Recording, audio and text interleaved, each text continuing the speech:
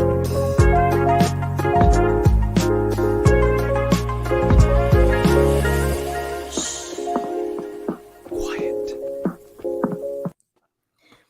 everyone, welcome to another episode of TJ Hates Quitters over here on the Silent Podcast. The Silent Podcast, I guess I added in an article there. Silent Podcast, where we are anything but silent. My name is Kari. I'm joined by my co-host Katie, and our special guest this week of Mike White was robbed fame, actually interviewing Mike White himself. Dude, when that came up in my timeline, I went nuts for you. Like my tweet I know, I did was not so show my amped for you. excitement. I needed to use like some more caps or exclamation points. When I saw it, I was like, this is fucking sick. Like I am so happy for her. We have Naomi, who is also a silent podcaster. So welcome back. How are you? Guys, I'm so excited to be here. First of all, thank you for mentioning my Mike White interview, which was the most insane. I should stop the podcast at this point. Like I should give up. Do you feel like you've peaked? I have. I was thinking about what if I did like a yearly Mike White check-in. I thought that would be funny thinking about it now, but no, that was great. It's my pinned tweet, so go look at it. But it was really fun. I'm so glad you guys enjoyed it because it was like the scariest podcasting moment of my entire life. And I'm so excited to be back. When I knew you guys were going to cover the challenge, I was like, look, I'm super busy this month, but hit me up later. I'll be there. I love the challenge as always. I want to talk about it. And now we've settled in, right? Before we were all like, the Challenge USA is so good. And now we're like, all right, the Challenge USA is the Challenge USA. Like now the hype has died down and we can really get into the nitty gritty of it all. So I'm super psyched to talk about it with you guys. I still just can't believe that you had that interview. That's sick. Like, so you, Naomi, let's expand on that a little bit. So, has it's lost some of its luster for you, the Challenge USA? Well, I think the Challenge USA suffers from one thing in particular, which is Sarah Lucina. And I would say more so that what I can't stand is this era of the challenge that we're the era of the part of the season we're in, where you just have Sarah being like, I'm so amazing and like I rule.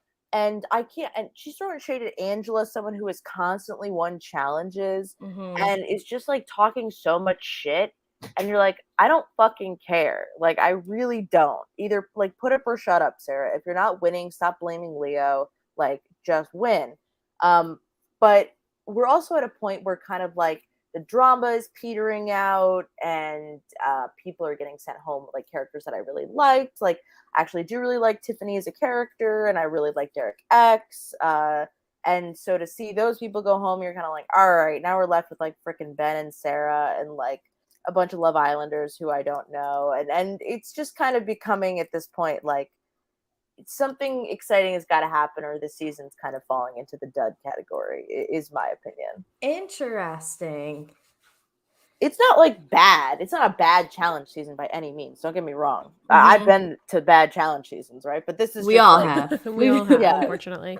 Yeah, this is just I feel like it's starting to like it peaked really early and now it's starting to just kind of like be like, I'm still Team Survivor. And I'm like, we're still doing that? Oh my God. No, that makes sense. Katie, would you like to outwardly reflect on anything that Naomi just said, or do you want to just throw some thoughts out there in general? Like, here's your platform, here's your time, just freestyle. Oh, your truth. Yeah, but everything has to be in rhymes, straight bars. Oh my God. Okay, that can't happen. I've only had like 4 sips of coffee today so far, so the rhyming part of my brain has not been unlocked yet. No, I agree with some of what you said, Naomi. I think the characters that are left are not... I mean, we have like our villains, which maybe they don't realize that they're the villains and they think maybe the heroes are the villains, like a Tyson. I'm hesitant to call Angela a hero just because she's Angela. But I think, in this instance, she definitely is in comparison to Ben and Sarah. Ben and Sarah are not interesting characters to me. Sarah is a literal clown. The fact that she is the only woman that has not won a challenge or won enough money to get into the final, and she's sitting here boldly saying with her whole chest that Angela hasn't proven herself yet when this bitch doesn't have enough money. The only woman doesn't have enough money to get into the final is embarrassing. She is embarrassing. She's a clown. She's a loser. She's a poor sport. And I cannot stand having her on my screen. When she volunteered to go into the elimination against Enzo, I was like cackling on my couch watching this because I'm like, you are literally embarrassing. Next week, there's going to be a women's elimination. Volunteer to go into that one. Why are you volunteering to go in against Enzo? Like, that's not how this game works. You're embarrassing. Like, why do you think you're such a boss? You think you're going to beat Enzo? Enzo's actually been pretty good at eliminations. What I wouldn't have paid to see Enzo go against Sarah Lucina and wreck her in a hall brawl, that would have been the most humbling moment that I could imagine. But it was pretty good to just see everyone kind of be like, yeah, Sarah, just like win something instead of volunteering, like making a show out of how much of a loser you are. I don't know. I can't stand her. I also can't stand Ben, and like any Ben-centric episode, like, I'm sorry for what you went through. Rest in peace to your friend. But like, not to be insensitive, I don't fucking care. Sorry, I don't care. I don't know this person. I'm sorry that this happened. I felt bad, I'm sorry. Like, that sucks that your friend died.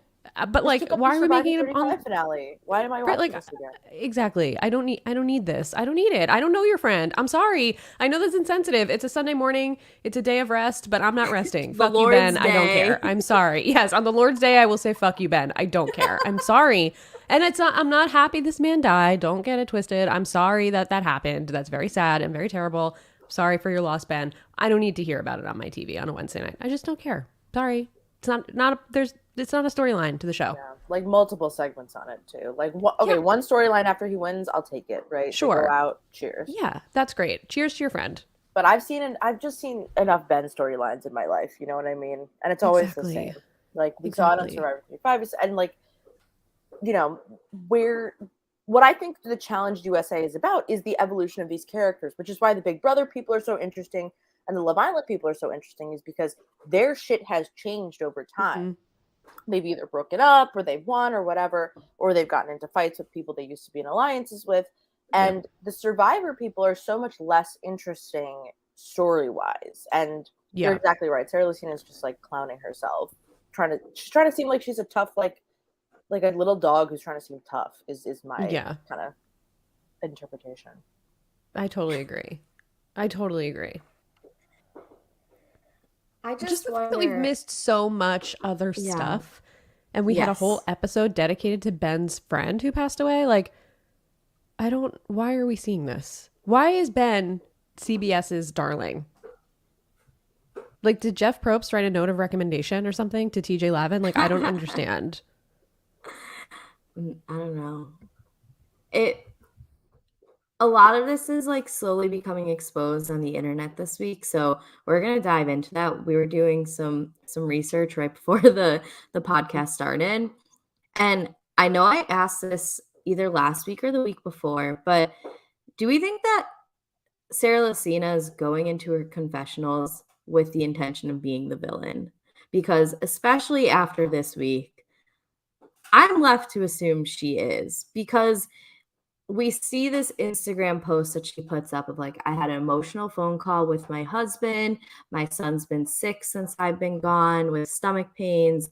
Like, clearly there's stuff at home that we could hear about in these confessionals of like, I'm doing this for my kid. I'm doing this because whatever. But instead it's like, Angela hasn't proven herself. Put me in against a man. Like,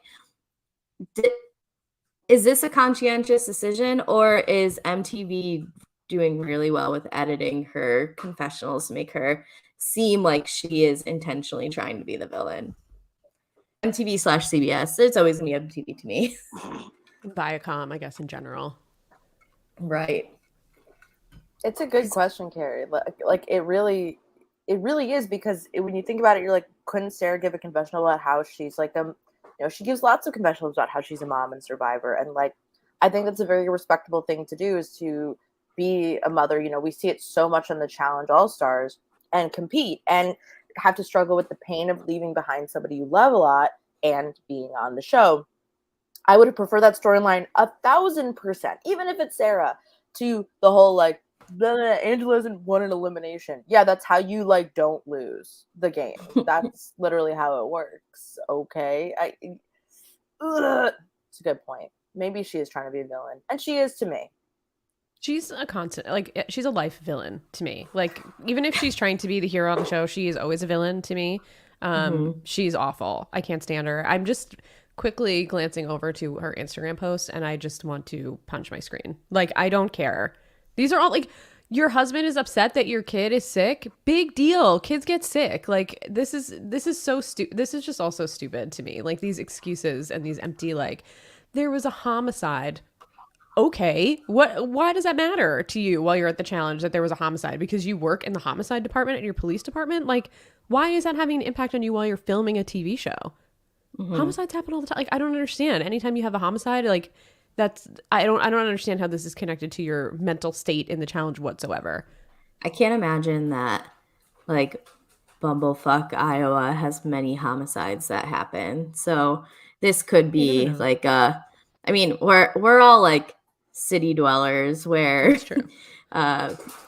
That's like another day, another dollar over here in Chicago. But I have a feeling that maybe not in Iowa. That could be it. Know. I'm not defending it. I'm just saying like that's something that would make sense to me.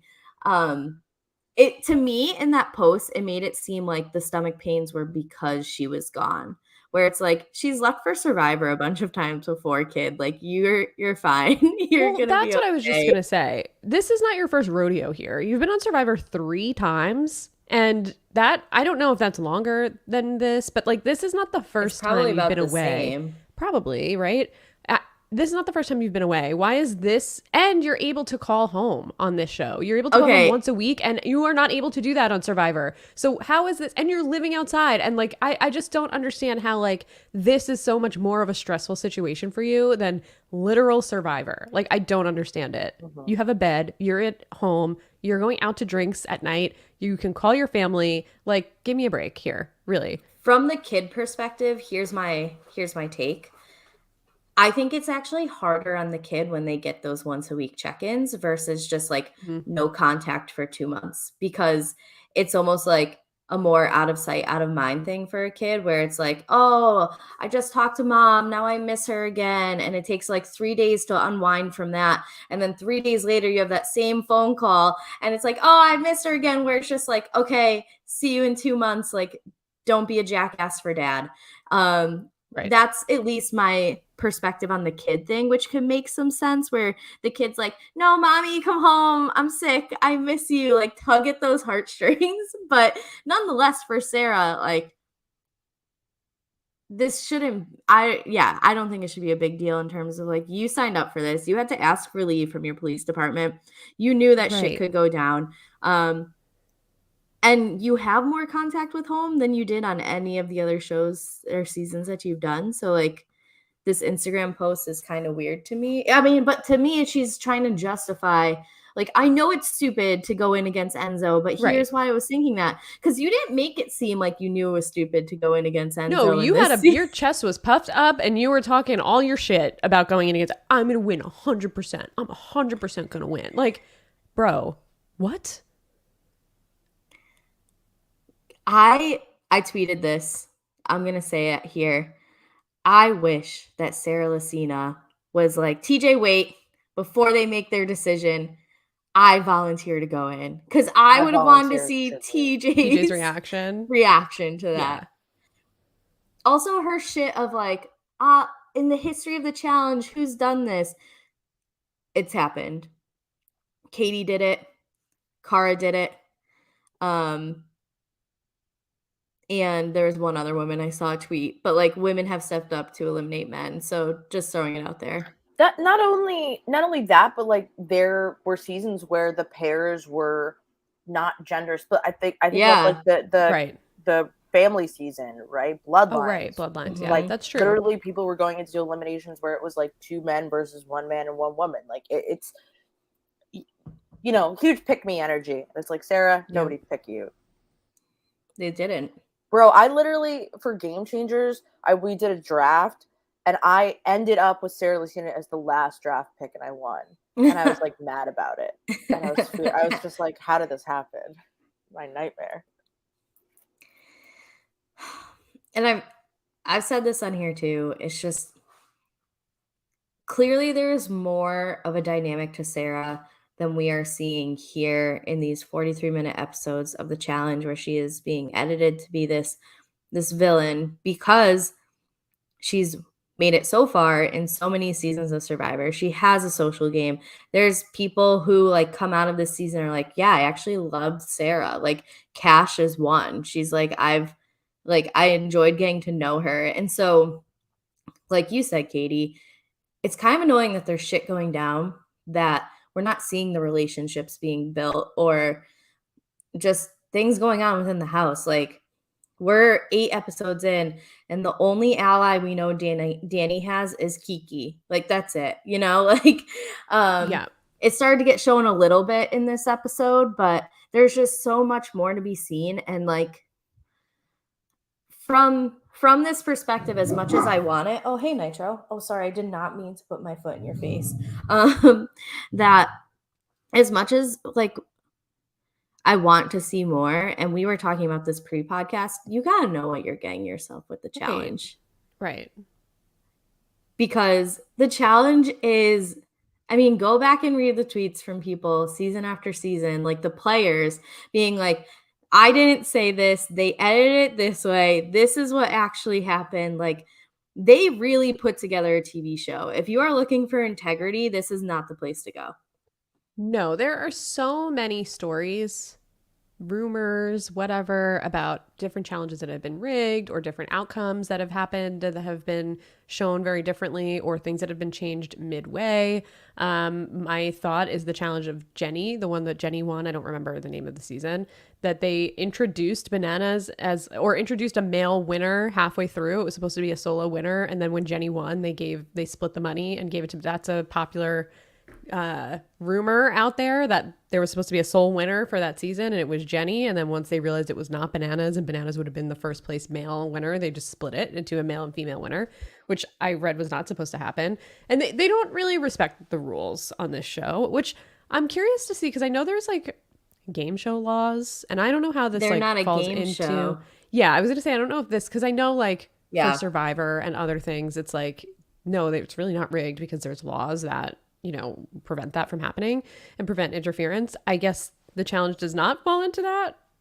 I recently read why, and I can't remember. Why does the challenge not have to follow game show law? Let's see. Not coming up. I definitely read it. I feel like there's just so many things that like the challenge. Well, I also think that, for a long time they were produced by different companies before like Viacom merged and Paramount and all this shit.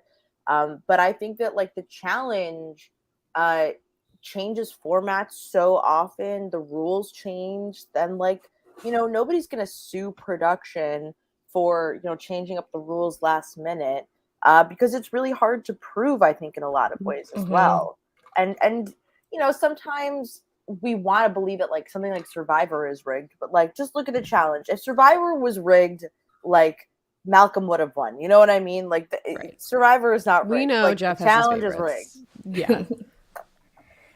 Well, I mean, even aside from the parts of just being rigged, like we know that they have edited confessionals to have certain things be said when that wasn't being said, or like the confessional they gave was about something that happened like 3 weeks before the actual event. So maybe it is something they said, but they took that sentence and like put it in an episode 6 weeks later because it made it spicier then. Like there is not much that they won't do to create a product with the challenge. And I think that especially the viewers who are watching any sort of the challenge for the first time, if you are here for honor, integrity, all this stuff, like, I'm sorry, this isn't it. This is not where you're going to get that from. They're going to try their best to produce something that they think people want to see.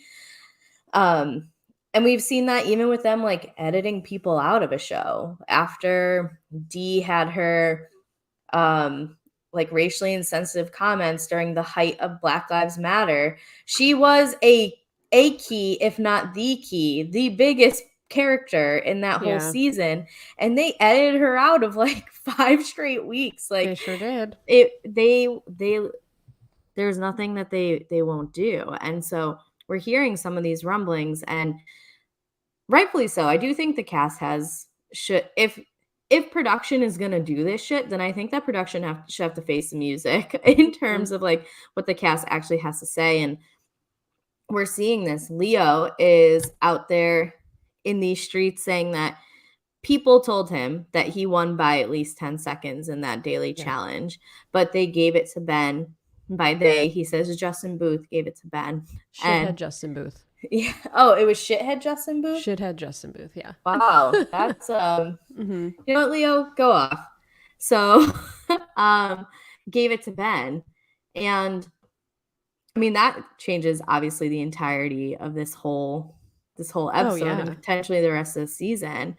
So I was reading Mike Bloom's interview with Leo, and he like had some like pretty good, I think, comments that maybe more like articulate it. Like, let's find it. Well, first of all, he says I was quite shocked to see a hall brawl. We didn't expect it. We were told there wouldn't be any hall brawls because that would be too intense. And what they did was they shortened the runway. So seeing it did look much shorter. Yeah, like, dude, there's no way I'm going to win against any of these guys. Enzo has like 60 pounds on me. I put up a good fight, but it was really hard. And then he mentions like, you should audit the footage. I won that challenge, hands down. I was sprinting. No one was running as fast as I did. Trust me, I won that challenge. I would put myself in Ben's shoes, but I have a spine and he really doesn't. So, ooh, messy. Harsh words for Ben. I'm pretty sure that Ben was missing a spine or eyes or something, because him throwing me in doesn't help his game at all. I was his friend. People say it's a game and all that. People literally called security Mike because they were scared of sleeping next to him. And yet you don't throw those people who are painting this horrible image about you. But then you throw your friend who had your back from day one. No one wanted to sit next to him on the bus, so I did. But then he throws me because he's scared of what Survivor's going to do to him if he goes against them. And I was reading on the subreddit that it seems like Tyson has discussed this a little bit on his podcast. Seems to be like something set Ben off, which is understandable. This is a part of his mental health, and like there's no making light of what Ben goes through, right? Yeah. And then he and Dom got into some sort of conflict where Dom slept in a different room. Now, to me, what it sounds like is basically that Ben is trying very hard to get Survivor to like him and is trying to work with Survivor, because you can't go against Survivor and work with somebody like Leo, right? Like he mentions it even in the episode. Ben says that like, oh, I gotta, I can't protect him any longer. It's like, you should protect your allies no matter what, is my hot take. I think that if somebody wants to work with you, they are always the better option than a big alliance that doesn't want to work with you. You literally just got tossed in. Like, literally just got tossed in by Tyson. Also, just put in David. Yeah. Oh my God. David Alexander, still here. Every time he shows up on the fucking screen, I'm like, are you kidding me? He is still, and he has nothing to say, too. That's the funniest part. Is it cuts to David, and he's like, I'm trying. And I'm like, I'm sure you are, David. Move along. Like, I can't believe it. Before we go forward, because we've been just talking about the challenge, not definitely about the episode, but not in a way that if you didn't watch the episode might not make sense. So real quick recap. Yeah. They went to individuals instead of the perfect algorithm, so there aren't teams anymore. There was a daily challenge, and we find out it's only a men's elimination. And Ben, it came down to Ben and Leo having the 2 fastest times. Ben wins, asterisk, because Leo says that he went faster because Ben is a jellyfish and doesn't have a backbone. And then Enzo loses. Enzo also gets a cut in his leg where he needs 2 or 3 stitches, so his leg's like kind of wobbly at best. When Enzo loses, and Sarah finds out that his leg isn't great, Sarah starts lobbying to be put in against Enzo because I can beat Enzo. I need my money to be able to run TJ's final. Get to the elimination. Ben, who is the sole person making this decision, doesn't throw in Sarah. his ally. Does Angela not have a say here? Because Angela won the women's part, and she was like in the deliberations with Ben. Oh, I guess so. My bad. I forgot that she was there. Didn't, that's kind of bullshit. I forgot. I think she had. I think she was able to have a say. Or did she? Is she the one that said Leo, or is Ben the one that said Leo? Angela said it first, I think, or did Ben say it first? I think it was Ben. I think Angela was part of that decision. I forgot that Angela was Zoom for winning. You know what I mean? Like it's a shame that they don't give prizes anymore for when we win a challenge where there's no right. Here's a Huffy 3 speed. Yeah. Give her gift cards to Burger King, her lifetime supply of Burger King. This is the Burger King challenge. Whoppers. A Nikon I wonder if Darrell still gets that Burger King. Wasn't it like a lifetime supply of Burger King for Darrell? Maybe that's been his downfall. It's why he hasn't won lately. He's had too many Whopper Juniors. Maybe. No, Darrell's still fit as fuck. So even if he is eating those, I think age is just catching up to him. But so whether or not it's just Ben or Ben and Angela, because Angela won for the women, they throw in Leo, who is going against Enzo, and ends up being a hall brawl, like we mentioned. But the hall is not even a hall; it's more like a closet. It's a closet brawl. It's so small. When they were like, "Oh my god, hall brawl," I was like, "What happened to this hall brawl?" Like they chopped off half of it. Yeah. The wide shot was so goofy looking; it was hilarious. It literally was like Weenie Hut Jr. hall brawl. Like it was so funny. And Enzo fucked up Leo in the hall brawl. Like neither of them in this looked like they knew how to tackle a person. Everyone, especially in the second round of it, was like, Leo, stay low, and Leo still came in so high on Enzo that was just like, I don't think he understands. But Enzo easily wins. That's where the episode ends. So there's your like quick and dirty recap, which if you didn't know what we were talking about before, go back to the beginning of the podcast and listen, and things might make more sense. So give us an example. There's also you could watch the show that we watched to help you enjoy the show. There's people who listen to us and don't watch the show. I know this for a fact, and just because they like us. So I mean, like, listen, I get it. We're funny, like we're a good time. But here's some context for it. So anyway, we've done that. Well, I think there's also the Angela aspect of it all, of like Angela's making deals. She made a final two-ish deal. I guess they don't really have final twos in the challenge, but like she connected with Alyssa. She wants to go into the final with Alyssa and just protect her. So they're going to try and work with all the Survivor guys. And this also causes like drama with Sarah. Sarah and Angela are full on hating each other here. So I have to root for Angela, obviously. You would never catch me in a million years rooting for Angela. Until now. Also, Sarah very boldly was like, Angela, this is what we talked about a little bit earlier, but was very boldly like, Angela hasn't proven herself. Like, I don't see that she's a competitor that everybody thinks she is. This woman won 3 challenges. 3 challenges. What have you won? She won one elimination in the house out of everybody. Tyson. I think she has more than she was at the top. And I think Tyson has the same because she hasn't been in elimination, so she wouldn't have gotten any money that way. So, and Tyson's won 3. So her and Tyson have to have the same amount of money. I think they both have like 17 something or 16 something like that. It would be 16 maybe she was because they all start with 1,000. Yeah, they all start with 1,000. So I think her and Tyson have the most money. I don't know what Sarah has done to say anything. And I know last week, Kari, we were talking about how Sarah was one of the strongest women in the house. I still feel like she's bottom tier. And I feel like this just proves that she's bottom tier because she's like in panic mode. She's like, I'm not going to be able to get in. And then she wants to go again. It's like she's just frantic and like panicking because she just win a challenge. Win a challenge.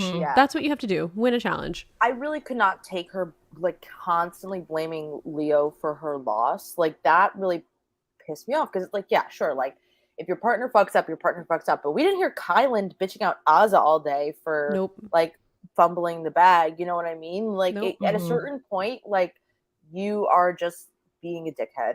And they were partnered one time. Right. Like he won them their elimination. Like he's the reason why they won that elimination. Otherwise she could have gone home. I don't know. Azah and who's she with that week? Oh, at the Cinco? They were not Cinco, yes. good.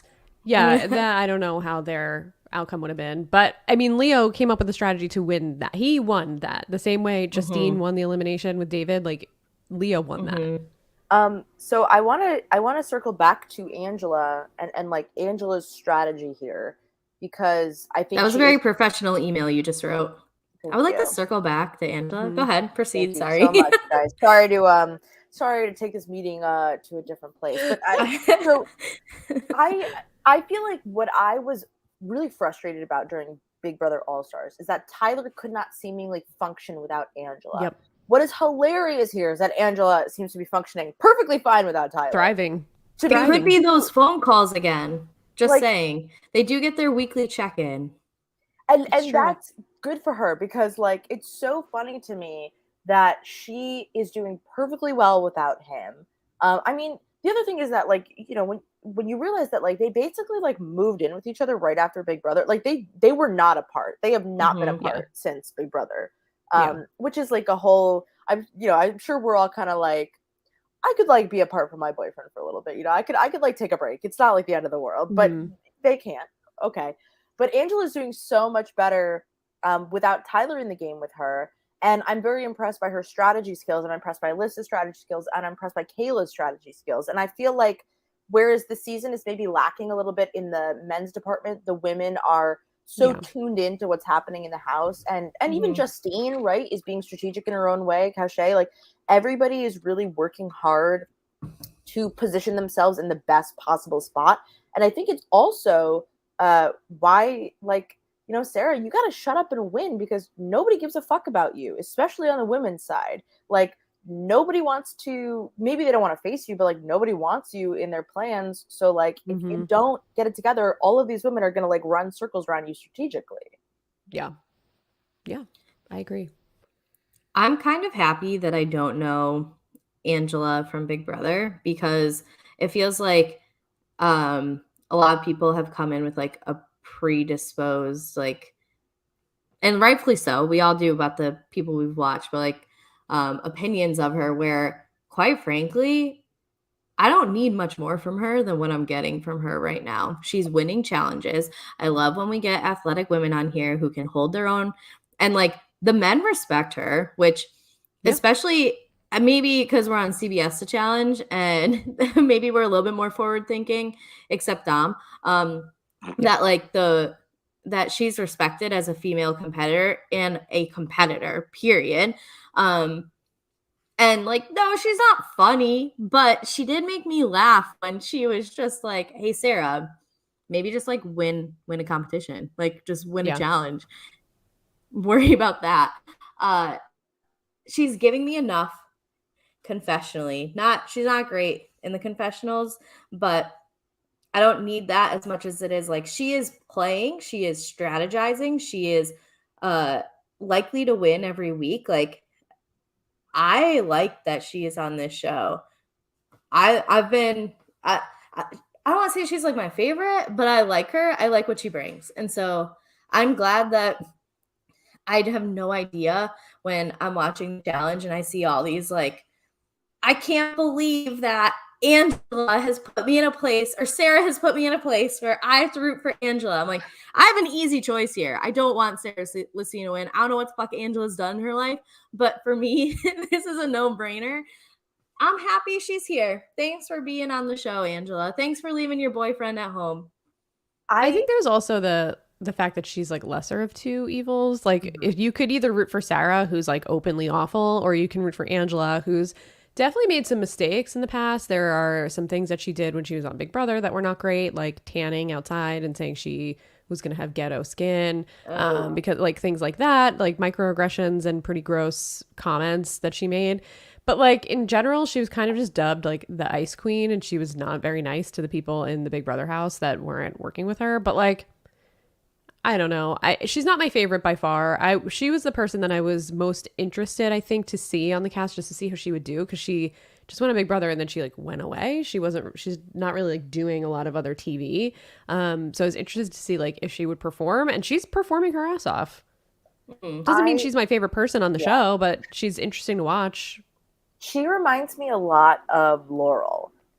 Maybe like if Laurel was at like a 2.5 instead of a 10, like just in terms of energy. But she's got the bitchy factor, and you know, who amongst us has not been a fan of a problematic challenge contestant? I find that upon rewatching the challenge, every single challenge person is guilty of something. Oh, every single one. That's not to say that I like any of them or like I excuse them, but it's like that's the nature of being a challenge fan, right? Is like, and these are the problems and the awful things that this person I like has said. And especially which is why I'm not like the buying old school challenge, because it's yeah. like, oh my god, you really have to just ignore everything that happened prior to the year, like what, 2014?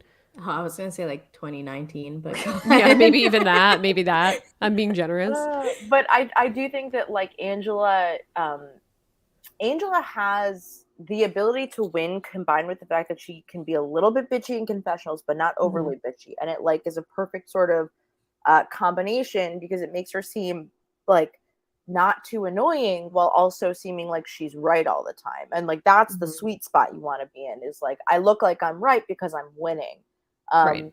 I'm curious though, because like okay, Casey and Fessy are like some of my least favorite. It's so funny how like I'm watching this season and I'm like, I like Angela more than I like Casey, and I will always give Casey the benefit of the doubt, but she's also annoying as hell. I think I liked Angela more than Casey on Big Brother as well, just because Casey's so boring. That's the thing, is I'm like, I can't believe this season has me thinking that I'm like, damn, like I prefer Angela as a challenge contestant over Casey, someone who is like a physically dominant, like, you know, gay woman that I'm like, you know what, I'm rooting for. Oh my god, like I kind of want this show to stop to get me to stop thinking about these things. It's like this is too upsetting to my stasis, you know. I was rooting for Casey to win Big Brother 20 at the time, because I didn't really like Tyler very much. But Casey's just boring on television. Like, shout out to her. She's dominant. She's a badass. But, like, she's just not fun to watch. How did she get on TV being this boring? That's what I want. That's what I want to know. I don't understand it. All right. We haven't talked too much yet. We've kind of like glanced over it a bit, of the Sarah Lacina wanting to be put in. Like we haven't like really dove into this yet, and I think it needs to happen. Let's do it. So first of all, do you think that it was a hall brawl made so that Ben would be even less likely to put Sarah Lacina in? It's a good question. I don't know how long I don't know what the cycle is here, like the daily challenge and then like the deliberation and then the elimination, but I feel like they have to, like, just basing it on Big Brother timelines, I feel like it takes a while to build these competitions. Although Hall Brawl, they probably just have it like it's like a Lego set. They could just be like, click, it's together at this point. Although they did chop half of it off, but maybe I wish he did. I wish Sarah was like, no, I got this. Well, when she showed up in jeans, I was like, okay, she's not going in, right? Because are we going to use like it made me think of the elimination where Zach and Amanda would not agree on a team to throw in. So then TJ was like, you two have to go in, and Amanda was there like in her skinny jeans, like trying to compete, which like she did. It was Zach that was like the liability in that competition. So I'm wondering, like, is Sarah Lacina going like out? Yes, I'm gonna do this. Like, I'm gonna volunteer. I'm gonna fuck up Enzo and Hall Brawl in my jeans, and I'm gonna come back to this house and flex on everybody. Sarah Lacina, like I said earlier, is just a clown, and she probably never had any intention to actually go in. She was just like, again, puffing her chest up and talking a big game. Like, who is her best friend Ben gonna throw her in against a man in an elimination? Probably not. Especially when we know that Ben is like really low on allies at this point in the game. Right. And like, are you going to throw in a woman who could feasibly win a challenge? Like, it's not like Sarah sucks. Like, Sarah could win a daily challenge if she really wanted to, or if she just lucked into it, right? Like, she has the potential to win. So you're not going to throw away another opportunity at somebody keeping you safe. You're not going to throw away an opportunity to have a solid ally when you know that the rest of the Survivor gang doesn't give a shit about you. There's no question that like if you're Ben, you don't throw her in. If you're like Tyson, yeah, Tyson would do that for fun. You know what I mean? But like this, you know. Yeah. But there's also the fact that like the next challenge is a women's elimination. So why wouldn't you just, if you could either win it and then be good, or you could just get thrown in against the women, like depending on who wins. Like I don't understand why you're getting on this hill here. Like, oh, Enzo needs stitches, then I'm gonna like sucker punch him in the leg in the elimination. I'm 100% gonna come back. Like I'm gonna gnaw at his fucking wound until he cries, and then I'm gonna come back because I want the money. Like, no, you're not gonna do any of that. Like, shut up, just shut up. I will be right back. By the way, sorry, excuse me. Okay, yes, no worries. Yeah, when I saw her in jeans, I was like, oh, this isn't happening. But just everything leading up to that, I firmly believe that she firmly believes that she could have won any challenge that she was put in against Enzo, which like let's remove the Sarah Lacina component of this and just a woman saying like, I can fuck up in any man in any situation that comes up to me, like, okay, sick. But then you put in like all of the components of the challenge, which is like, maybe it is going to be a hall brawl. And even if it's Leo, like, that you're going against and not Enzo, you know it's Enzo. Like, I don't take Sarah Lacina in that.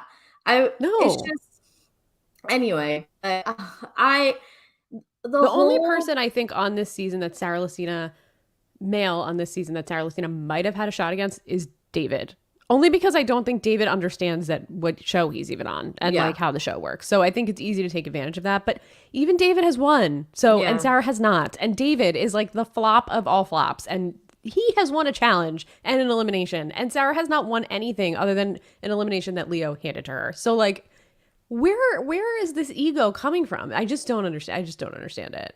And going back to her Instagram post, she's like, I know it was dumb, but like it was a win-win for me because if I quit, I lose my stipend. So I couldn't quit to go home, which like, ma'am, you're not quitting. Okay. That was never even a thought that went into your mind. So let's like cancel this revisionist history. And then she's like, oh, so if I lose, then all works out. I still get paid to be on the show. And I'm like, no. You did not want to lose. You didn't go in there saying, if I lose this, I can go home. This is my free ticket home. Like, ma'am, no, we're watching you. Even at your night out, we're watching you. There's no mental or emotional turmoil here. And I feel like they would have shown it because they showed it for Leo. So why wouldn't they show it for Sarah? It's just all revisionist history to me and excuses around why she looked like a dumbass on TV.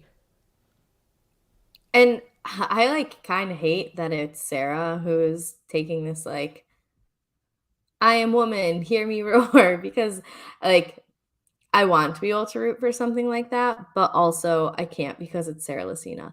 And no, and I don't even know if it's coming from like that or if it's coming from like I'm the baddest bitch. So like it's not like any woman can do anything and I'm going to prove it. It's like no, it's like about her specifically.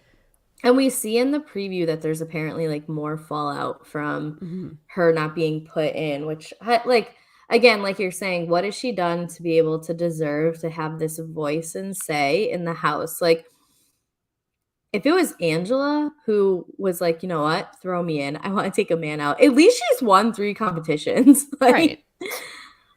I still though, and I'm not going to back off of this. I still think that Sarah is built for finals. I can't, like, I hope Angela beats her. I hope Alyssa beats her. I'm like low-key rooting for Alyssa in this. I feel like Alyssa like brings the TV that we want for the challenge. We can talk about that in a second. But I had this like realization as I was talking to my friend who like started from episode 2 and caught up this weekend. So I was like, oh yeah, I do like Alyssa. But I don't like Sarah. I just hate that it's Sarah that's doing all this. I wish it was someone I liked who was like, fuck yeah, put me in there, let me fuck up a man. I was giving my roommate the recap of it because he watched the first episode and then hasn't watched an episode since. And I was like, listen to what this bitch did. And so he's like, I don't know. I feel like Sarah Lacina could win a lot of eliminations against a man. But I'm like, but it was a hall brawl. he's like, that's the thing about the show. It's like you can't Survivor. I feel like the challenges are equalized, right? The men and the women are always competing against each other. That's normal. It's just the show. The challenge, they're not so equalized, especially if it's like meant to be a men's day. Every elimination so far, for the most part, has had some kind of element of strength. And I'm not saying Sarah is not a strong person. She seems strong. She's definitely strong-headed. So I'm sure she's physically strong as well. But you can't say like, put me in against, I don't know, who's a strong guy that's left? Danny. Danny. Yeah. Put me in against Danny and I'll win. Like, you probably won't. You just probably won't. Like, they're not equalized. And like, even Leo has worked his ass off in these eliminations, and I have so much to say about Leo, and I think it's a travesty that Leo went home this week. He's like been the heart of the show almost to me, like the underdog that's just like shown throughout everything. But like I just don't know, like they're not meant for Sarah to win. Like it's just different. They're different. They're just different. I want to transition into Hall Brawl before we talk about Leo. Yes. Where do we stand as Hall Brawl continuing to be an elimination in any challenge, not just this one? I'm kind of over it. I'm a little over it, if I'm being honest. I agree. To me, if Hall Brawl is not an even matchup, it is not interesting because you know what's going to happen. Now, one of my favorite versions of like a Hall Brawl style was in, I think, Rivals, maybe Rivals 1, Rivals 2, where it was like Johnny and Tyler going against CT and Adam in the ball pit where they're running to put the balls on the other side. That was good because I think that's so much less about the actual brawl and so much more about like escaping and not like getting hit. And I feel like Hall Brawl at a certain point is literally just like, it's just like the worst race in the world. Like it's literally just like, oh, who's going to fall down? Yeah. Oh no, the small guy fell down. Oh no. Like it lost everything. I'm out on Hall Brawl ever since Fessy just brutalized Nelson, which I love Nelson. I don't know if he's problematic at all. He is. He's super problematic, but proceed. Is he though? Like, is it just because he like calls women sluts all the time? Is that his problem, or is like other things? No, him and who was the one that he dated? Was it Angela? Yeah, there was like domestic violence stuff involved in that relationship. Well, then I can't stand. I have to take my stand card away. I would say look into it more to see like what has actually gone down, but I know that Nelson did not come out of that one looking good. They were on like Dr. Phil or Dr. something together, and it's just I don't know if domestic violence is too strong of terminology, but let's at least there's definitely some questionable stuff that happened there. So I don't think it was I don't know if it was as strong as, but it wasn't good for Nelson. Okay, I'm looking it up. Oh, he stole something. I think he got assaulted actually in Vegas by someone else because he was flirting with someone's wife. I think he did. Maybe it was abuse, like emotional. There was shit. You should look at their clip Dr. on Phil. Yeah. Okay, I'll look into it more. I mean, it was probably toxic on both sides, but sure. I don't think that like he was in the right. Understandable. I also feel like Nelson's probably missing a number of brain cells, which is why I actually love to watch him on TV because he just makes me laugh. Like I love Nelson on The Challenge. I used to hate Nelson on The Challenge. Now I've grown to love him on the show because I feel like he's, aside from anything that we're talking about now, as I will do some additional research on the show, I really like how he's just an idiot and he seems like very lovable and his confessionals make me laugh. And that's all I root for. And I hate what Fessy did to him in the Hall Brawl. So I was out from then on from Hall Brawl. I was like, nope, I don't like this. I'm over it. Yeah, I think Naomi had a great point of like, if it's not an even matchup, then what's the point of it? And there's so many different variations of like a physical competition you could do that would be a bit more equal. Like it's not necessary that the biggest person wins pole wrestle. It's not necessarily that the biggest person wins, I don't know what you call it, but like when there's the ball and you have to get it in the basket and one person's on offense, one person's on defense, like it's not necessarily the biggest person wins that, but you still get, I know that like Jay from Survivor got shit fucked up against Rogan in that. And yeah, that was also horrible to watch. Yeah, that wasn't a good one. And I don't know if we've seen it then, but that I feel like is still even more equal. Like at least for an Enzo and a Leo, that it's like more equal. But yeah, when I saw the Hall Brawl, it's just like I at one point in my life as a challenge fan loved Hall Brawl, but I also kind of wish that in a season like this where we are finding out who goes in at the actual arena elimination, that everything had to be a bit more equal in terms of like that type of elimination. Because then I don't care if production plays behind the scenes of like, oh, we've got a Fessy CT elimination, bring out the Hall Brawl. Like that's what we're gonna do this for. We know that it's these two men coming in.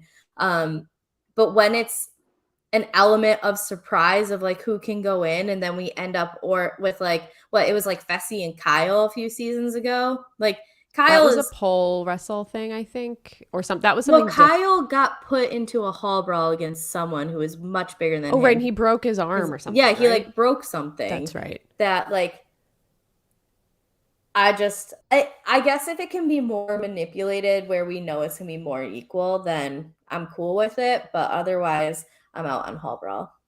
Well, that's exactly how Nelson went in against Fessy. Is that I think wasn't Josh like begging to go in, and Fessy was like, "No, I'm gonna take my guy 5'7" Nelson over there and bring him into like that's fucked up." Like I totally agree with you. And even in like a CT versus Fessy type of elimination, I'd rather see a pole wrestle or something that takes more like strategic thinking in terms of like how to shift your weight and whatever than a Hall Brawl. I also feel like the way they've been showing us Hall Brawls and editing the show, I feel like I just can't even see what's happening. Yeah. So it's just like not really interesting to watch. Yeah. You can't see a goddamn thing. It's just like Leo's camera pointing at the ground, showing sand. Like what? Yeah, like fuck? I don't know what's happening here. This is not good television. Yeah, like at least the tug of war challenges are more interesting. Like they did in the Challenge All Stars. They've done it in the past where you're fighting each other. That's at least compelling. Where it is like strength versus strength. But at a certain point, like Hall Brawl, these guys aren't like juiced out on roids and wanting to kill each other at all times. So it's like it's not fun anymore.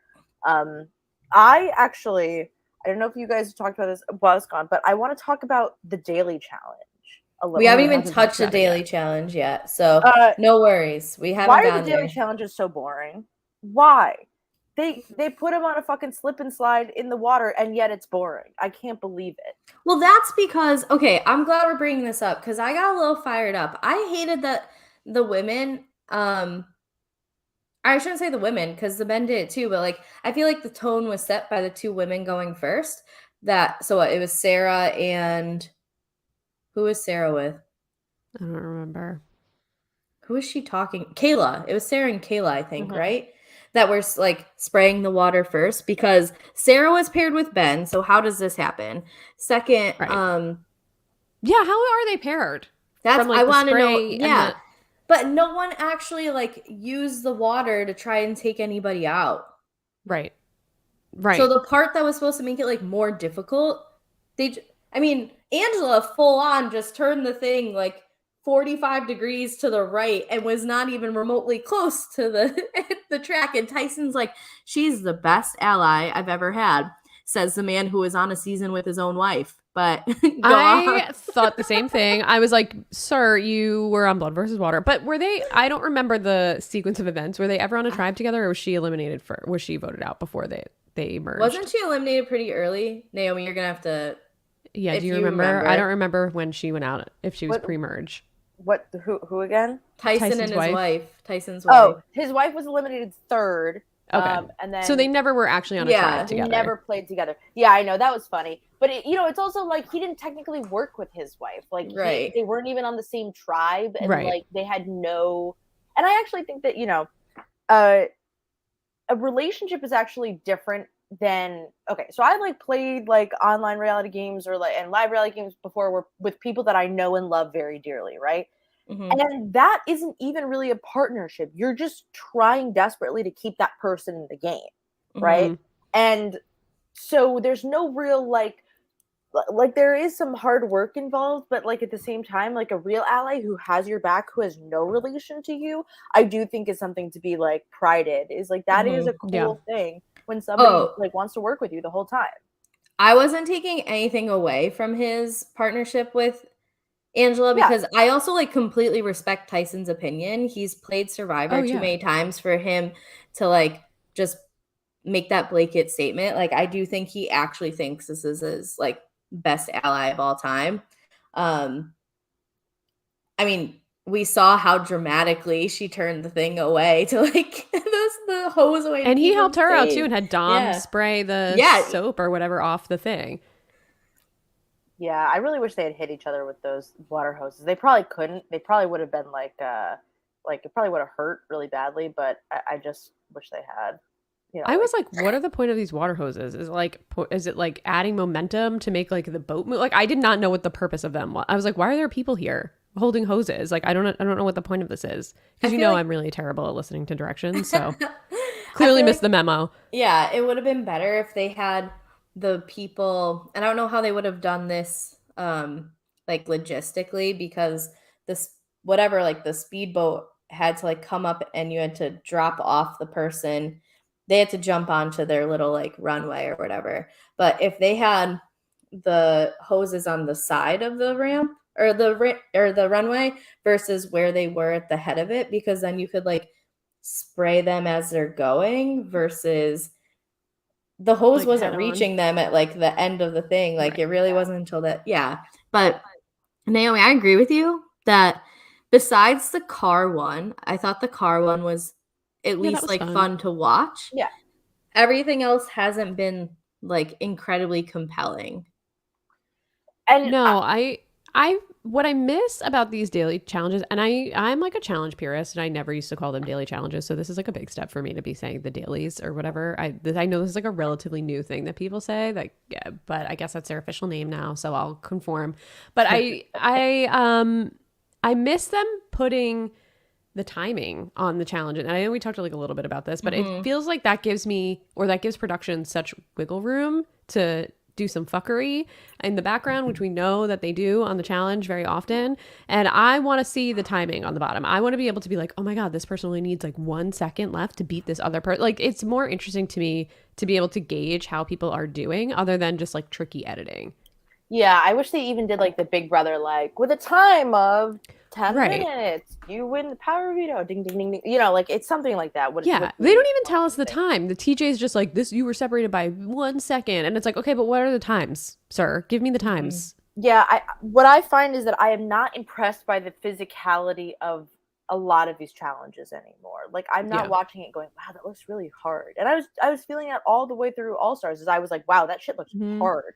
But this, I'm kind of like, okay, that looks like, you know, like the puzzle swimming one looks hard, shit like that. Like, but for some reason, there's something about this challenge where I was like, this is like a little dinky, like, okay. But although, bro, Desi's wipeout, man, she just off this. That gave us another great TJ moment, also. Man, but what I wanted to bring up was Dominic in this challenge, because remember, Dominic like doesn't want to help Angela win the challenge. I can't stand Dominic. And you're like, who else do you have in this house but Tyson? What do you mean you don't want to help Angela win? Like, she doesn't affect you anymore. Like, it's not a winner take all, right? It's a man and a woman who win.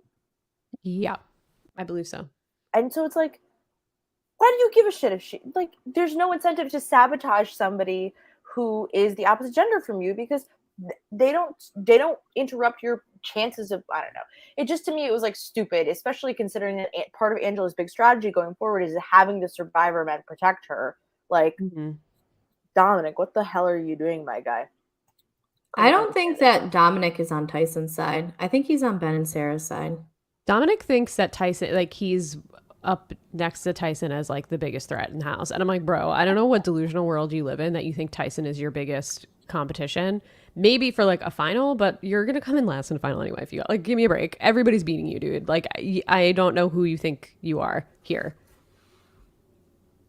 No, absolutely. But yeah, Naomi, I think it's a good point because at this point, it only benefits you to keep the strong women in the game because you're going to have to run a final with them. So, like, you should want Angela to stick around and you should want her to be your partner on a pretty challenging leg of the final if you're able to get there. Mm-hmm. Challenging. Before we talk about a few individuals, because I know we want to talk about Leo a bit more, I want to bring up Alyssa a little bit. I do want to talk about something I saw that Tyson said on his podcast, which was going back to Hall Brawl, that the person he would want to go against the most in a Hall Brawl is Danny. And it's because he feels like Danny would know how to safely tackle him, where like no one else really knows how to tackle. I mean, like, I think he's basically said, like, I would lose to Danny in a Hall Brawl, but at least I know I wouldn't die in the process. Yeah. But I also, did Danny play offense? I think he did, actually. But he has to know how to tackle, right? I'm sure at some point. Oh, he was a safety. Never mind. Oh, okay. Oh, okay. Yeah, so then he definitely knows how to tackle. That's, like, his job. So, yeah, I just thought that was interesting, which leads me to let's put it out to this original cast. Which original cast member would you most want to face in a Hall Brawl? Is it Danny for safety? Of this season or just the challenge in general? This season. Oh. The challenge Alyssa. In general. I got like 100 pounds on Alyssa. I'll kill her. Who would I want to her? She might be a little taller than me, but like I'll take her down. That's a good question. Alyssa's a good answer. I've actually done a challenge. I've done like a steal the bacon challenge before in an LRG, and I went low, and I just totally the other person just went over me. It was tabletopped them. Yeah. I just like totally sent her, which I felt bad for at the time, but I was like, hell yeah! like my last concussion, I tabletopped a guy, and everyone was concerned about him, and I was like, I have a concussion because oh my God. Like in Chicago, we play 16-inch softball, so like the ball is like big, but it's softer than a normal like softball, fast pitch softball. And I went first to third, and the right fielder made a throw that I did not expect to happen. So I like tried to retreat back to second. The guy like caught me, and I went to duck to hope that he would like try to tag high, and he had just put the ball into the side of my head, but he like was running so hard at me and put the ball into me so hard that he literally flipped over me.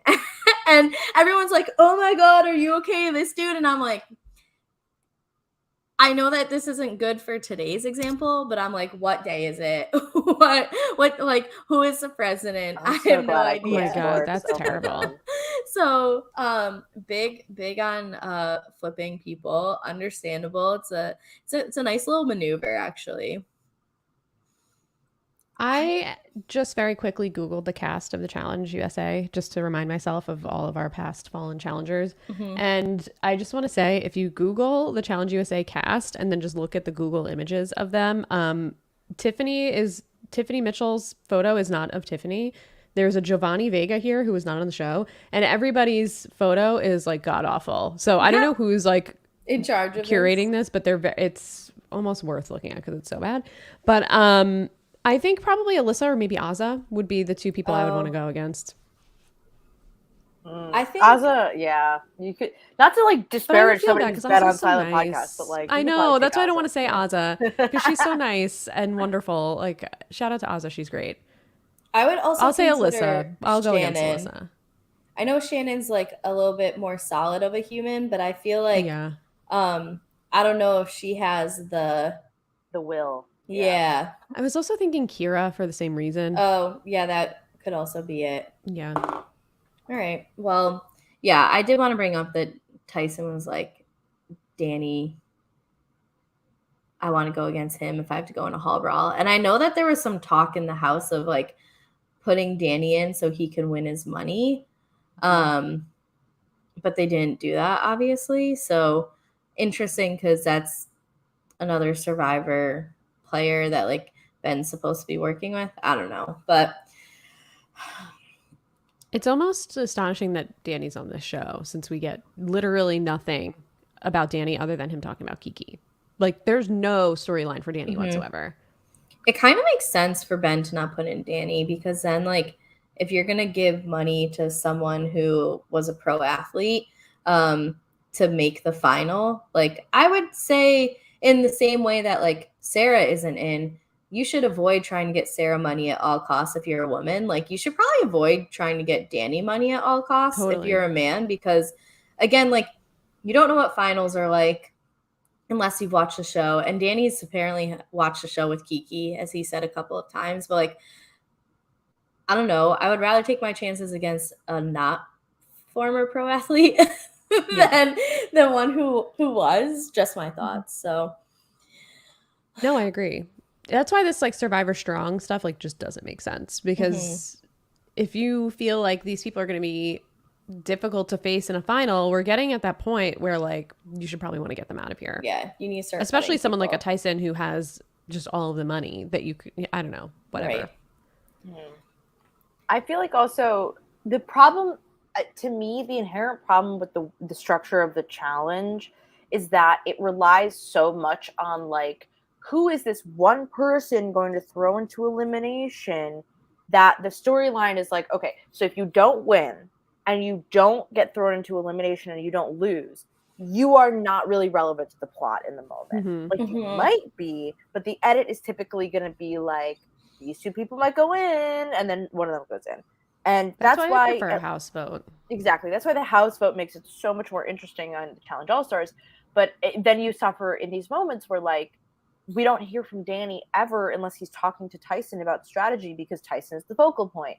And I just really wish that, like, in the challenge overall, that, like, we would really restructure it in, like, an interesting way. Like, I kind of liked when they did the cells on Spies, Lies, and Allies, because then it was like everybody was communicating with each other and we were having multiple people conversations, and it was about, am I going to cross over if I come over to you, and shit like that. But here it's pretty darn straightforward in a way that's kind of like snooze fest. Like, not even a partner pick, you know what I mean? Like, it's just kind of, oh well. I feel like when you do the house vote, though, that's when, like, a majority alliance just runs through shit, where at least here we can see some moves, like a Tyson putting in a Sarah, or Xavier and Alyssa Kylan and Alyssa putting in a Xavier, where I feel like that's less likely to happen, especially with the structure of, we have 8 survivors, 9 Big Brothers, 8 Love Islanders, and 3 Amazing Race. Like, I feel like we would have had the Amazing Race people just picked off almost immediately. That if they had done that, it would have been even more boring of a vote, because I feel like it would just be numbers win. Yeah, that's true. We just can't win on the challenge, can we? No. I think it's also a part of it is, like, figuring out how to game the system that they've presented to. Like, we sat here and tried to come up with something that this is it, this is the one, and then you have, like, the big brains be like, but if we do A, B, and C, we can almost guarantee that we're gonna work through this. Yeah, totally. All right, let's get to Leo, because Katie, I want to give you an opportunity to give a eulogy for your guy here. Yeah, my poor guy Leo. So I knew going into this episode that Leo was going home, because I didn't watch the episode live because we were recording the House of Dragons podcast right after, so I rewatched really quickly, and I stupidly went on Twitter and then saw, like, oh, I'm so sad, and I was like, damn it. So I knew going in that we were going to lose my guy Leo. But watching the episode, I was like, oh, how does Leo not win this challenge? Oh, how does Leo get thrown into elimination? This doesn't make any sense. Like, what? How did we get here? And I'm just sad for him, because I feel like going into the season, he was looked at as, you know, not the best partner. He seemed like a layup. He was, like, you know, not seen as a strong competitor. And I feel like Leo proved himself in every way that he possibly could have proved himself. And it's sad to see him go at this stage, especially when it really didn't make sense for him to be thrown into that elimination. It's just kind of like he didn't really have a shot, it felt like, to come back. And I'm just sad for him, and I feel like he earned his stripes. more than some of the other people that are left on the show earn their stripes. And I was hoping to see him go at least a little further. I didn't think he was ever going to be a final threat, but I felt like he was really a big part and heart of the heart of the show, because he was like just constantly mentally beaten down, I feel like, by so many people, and he just like came out on top every single time. So like, shout out to Leo. He's definitely not going to be back on the show. He's talking all kinds of shit all over the place. So he's a one and done for sure. And I think, I think he came out in a favorable light, at least towards the end. Kari, I'm interested to know your thoughts on Leo now that we've seen his full arc. Because I know you were not as high on him, obviously, as I am and as Josie is. But I don't know. You put up a good fight, my dude, and you proved yourself in a challenge. You proved yourself in eliminations. You did everything you could do, and it sucks. It sucks. I think he was like, obviously, just a casualty of being not a Survivor person or not a Big Brother person. Like, it was very easy to throw him in. So, Naomi, what was your Leo opinion? So I, in quarantine, watched all of The Amazing Race, which was kind of psychotic but kind of fun. And I had actually, I had watched, he was on the season that featured like Janelle and Brittany, and Rachel Riley. Like, he was? Weren't the Afghanimals on it? The CBS season? Yeah, I didn't know that Leo was on that. I didn't watch that whole season, but I started watching it. Let me double check. You are most likely right, because I've only watched like 6 episodes of it, and then I was like, this is boring. Yeah, I got like exposed to the Afghanimals, and like I did really like them. All right, damn it. This is like the impossible, like, shit, what is this season called? Season 31. And to me, like, as much as I like them, yeah, they are on this season because they got fucked over by I think Victor and Nicole, maybe. Or no, they lost. Anyways, the Afghanimals are a lot. Like, I like them. They're better in their early seasons than they are in their later seasons. It's kind of diminishing returns. But how many times has he been on The Amazing Race? Oh my God. Okay, I did not know that. It's kind of bonkers. Let me triple check that, but I'm pretty sure. And they're just like they're better Amazing Race characters. Like, I do like him. He reminds me a lot of like a Kyle or a Bear, where they're just like cracking jokes at all times, and you're like, this is funny. Like, but and then Sarah's like, how come we can't take this challenge seriously? And it's like, shut up, Sarah. But at the same time, he's like a lot when he's on The Amazing Race. I liked him better in this light. And you know what? I think he should go like full scorched earth. He's not going to come back for this fucking show. I'm sure he doesn't want to, considering that all of the women didn't want to work with him because they considered him the weakest competitor. Like, I'm sure he doesn't want to come back. So fuck it. Just expose everything. You know what I mean? Like, let them all know the shit that's going on behind the scenes, because there's no reason to even bother. Yeah. So Leo and his cousin Jamal, they came in. Okay, hang on. All right, they came in fourth place, and then third place on The Amazing Race. They played 3 times. All right. Yeah, it was funny. They had some absolutely sucky moments on that show, and it's one of my favorite things. They're one of my favorite teams to watch lose, is how I'll say it. Like, it's not that I don't like them, but I just love watching them lose. I've done some reflecting on Leo, and here is where I stand. Okay. If I didn't have to hear Leo talk, I think I would be higher on Leo's challenge performance. Does that make some sense? I just can't get past it. Like, I just would not be able to take someone seriously who is like, their personality is making like cat jokes and references the whole time. And so that's where I like come to understood, because it wasn't just Sarah being like, Leo sucks. Like, there was conversation from other people. Desi made a comment about it in like the trivia thing. Like, it was definitely a reoccurring thing that came up in confessionals of like, yeah, I'm not like the biggest fan of being a partner with Leo. However, he did prove himself in situations where like it mattered. And so I think that if I were to remove the just like how annoyed I was about this cat persona from Leo, I could value him more. But like Naomi said, now that he's gone and is like, fuck this place, I'm even higher on Leo because I love that type of shit. So Yeah. I love someone who's gonna burn a big ass bridge. Like, let's do that.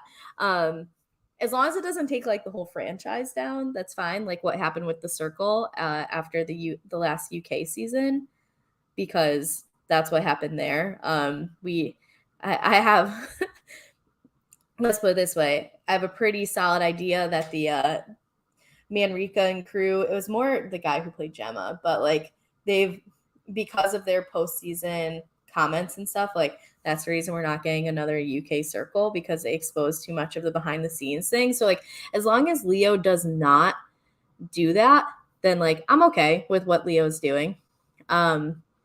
So you know, the challenge train is not just gonna stop because you know, because Leo said some things.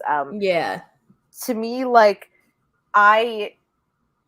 Leo also, I feel like the cat stuff, I did laugh when they had the cat in the opening sequence. That made me, that kind of killed me.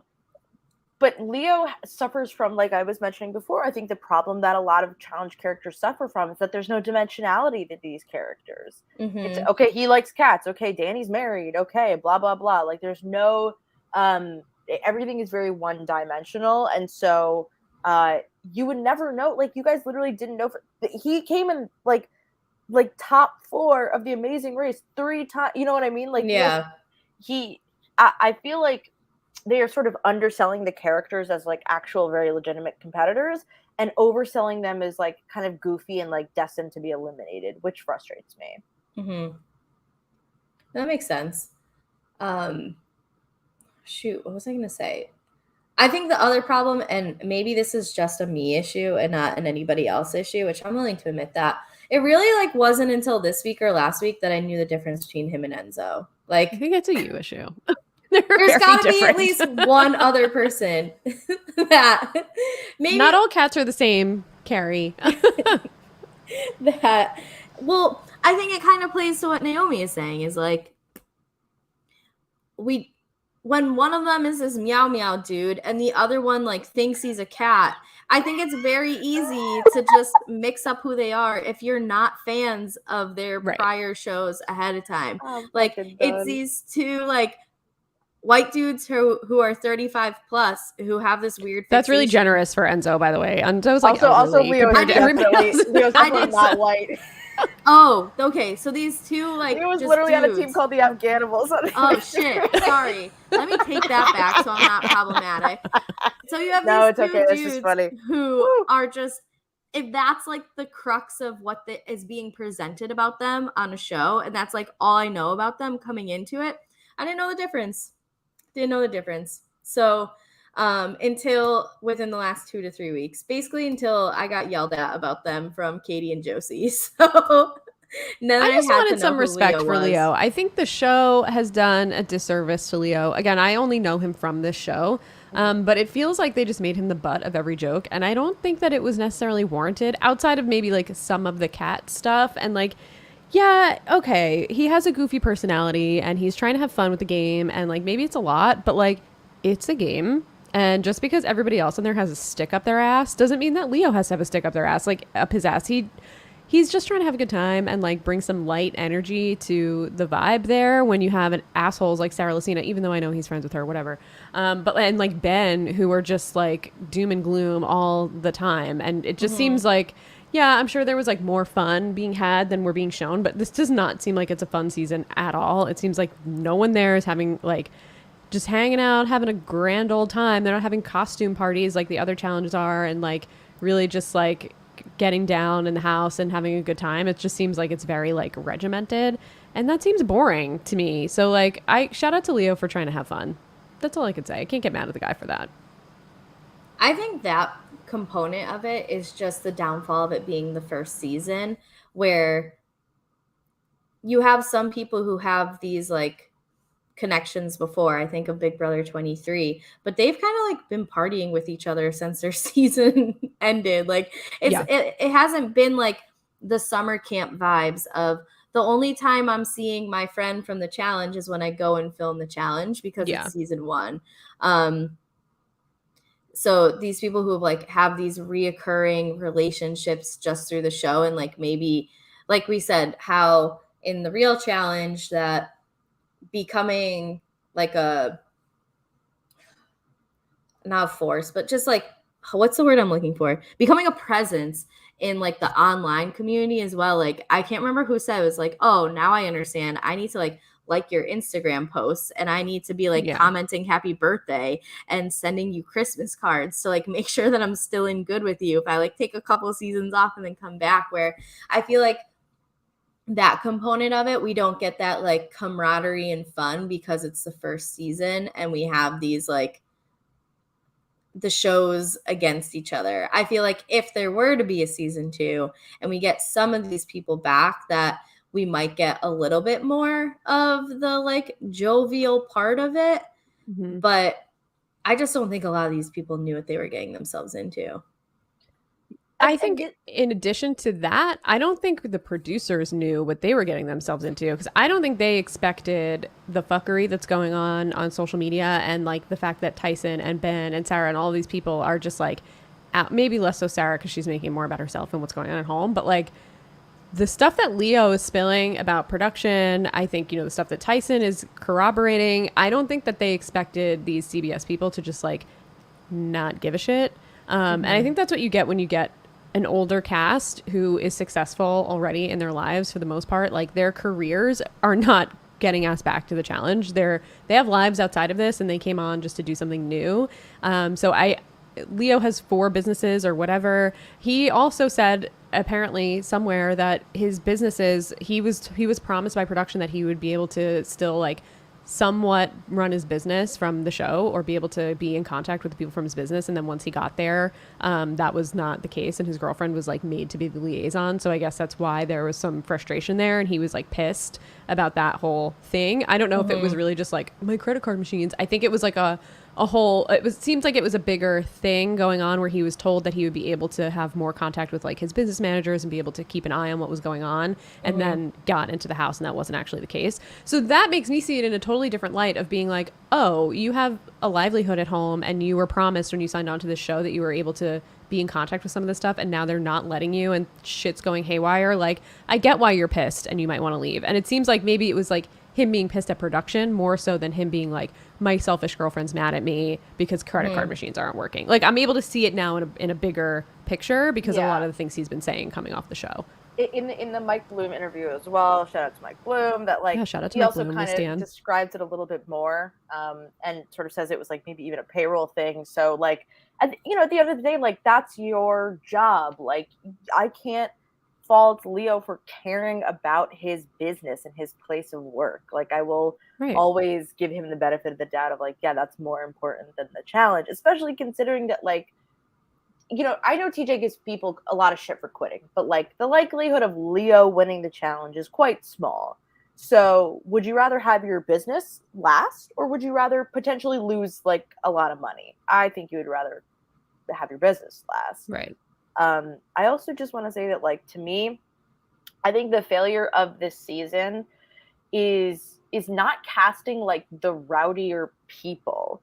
Like, this is, I know that everybody hates Josh Martinez. I love Josh Martinez. Last week, Naomi, I was riding hard for Josh Martinez, and I said or 2 weeks ago or whenever that was, I don't remember, but I was like, he makes good TV and I'm happy to have him on the challenge. He and Devin and the Are You the One people, like, they always bring disaster to the show in the best way. And that's what I think this show is missing. You've got like a lot of people who are married with children in their like late 30s on this show, which is like, granted, sure, I like seeing more opportunities for people who are not just like horny and 21, right? But it's still like, it takes away the drama of the tensions of getting into romantic entanglements, the house just being kind of a drunk mess and not caring. And like, this is what the challenge is inherently lacking almost everywhere, is like the messiness. And actually, it's still funny. We're still getting the most of that in the Challenge All-Stars. That's where the shit's kind of hitting the fan. If it's not like Nani and Casey like basically admitting that they're gonna like get married, it's like, what is Jonah doing with MJ? So like, I'm missing that. You know what I mean? I wish it was happening on this season. I think part of the reason why we're probably that maybe was a deliberate choice because the show is on CBS and not on MTV. Like, I don't think the CBS audience appreciates although we have watched Big Brother for 24 seasons, which is just a show about mess. I mean, it's like the show is just camp mess. That's all it is.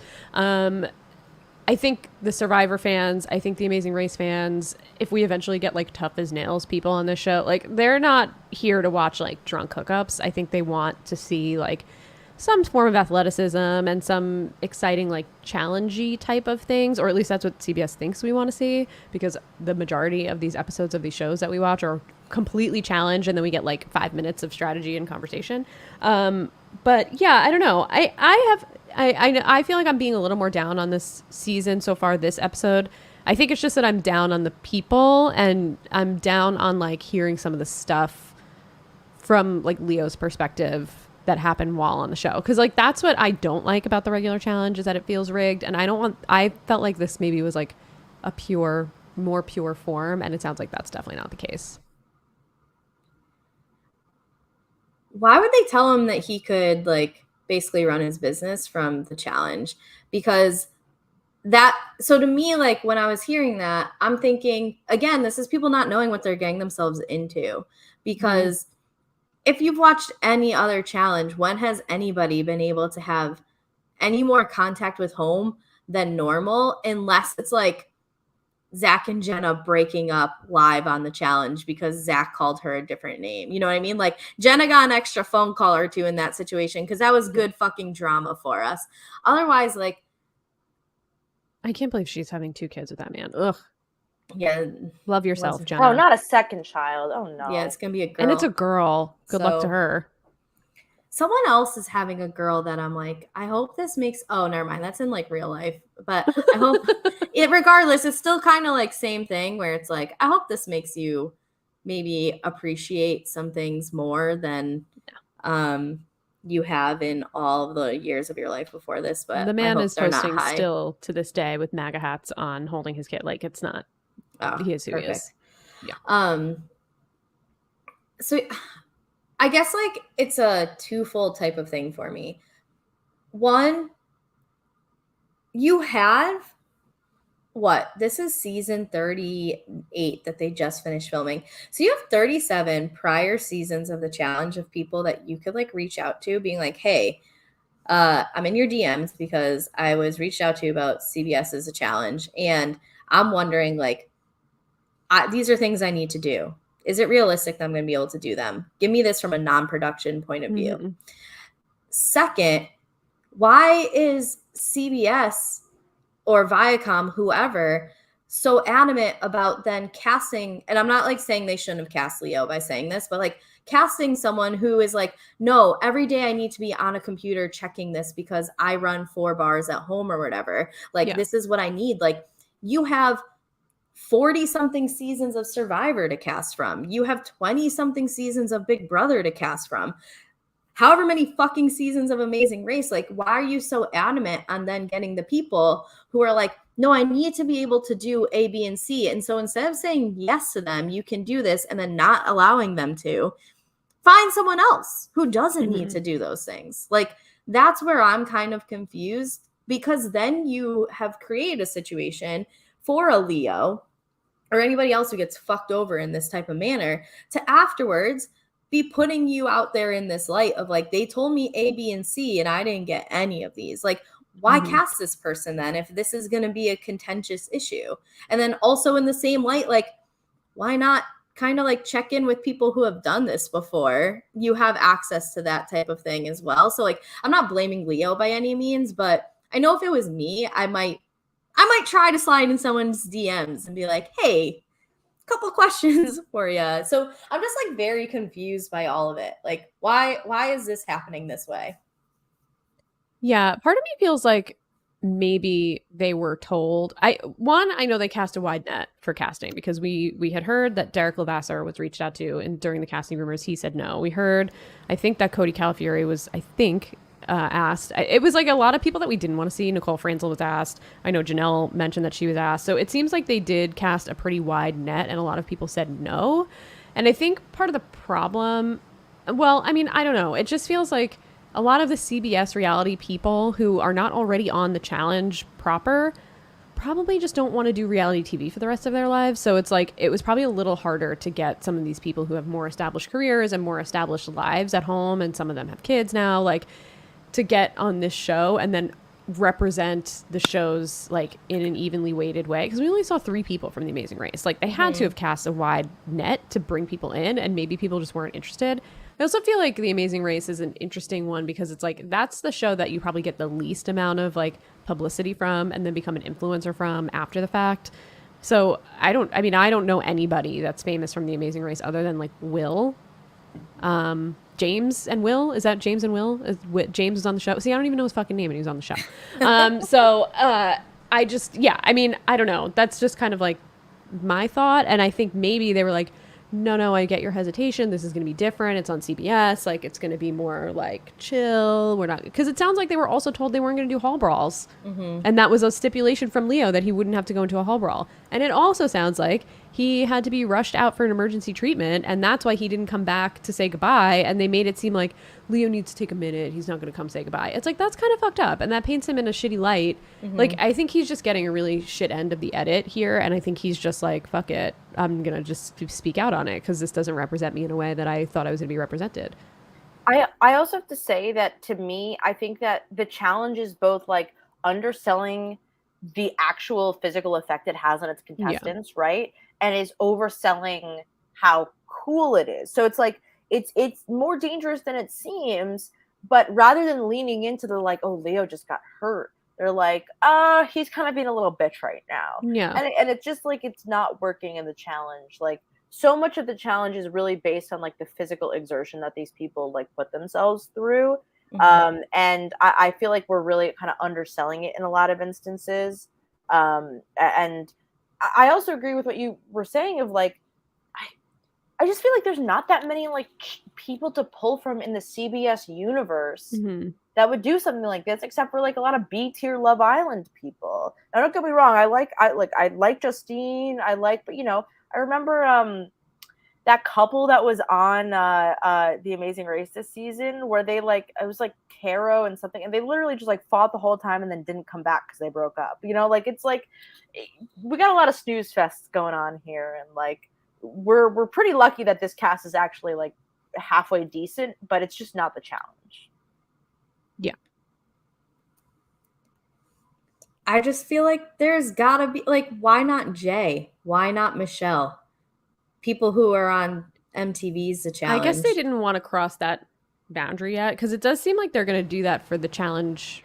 Yeah. I don't know what it's going to be called. It can't be called War of the Worlds because we've done that already. So whatever. I've been calling it the Challenge Olympics.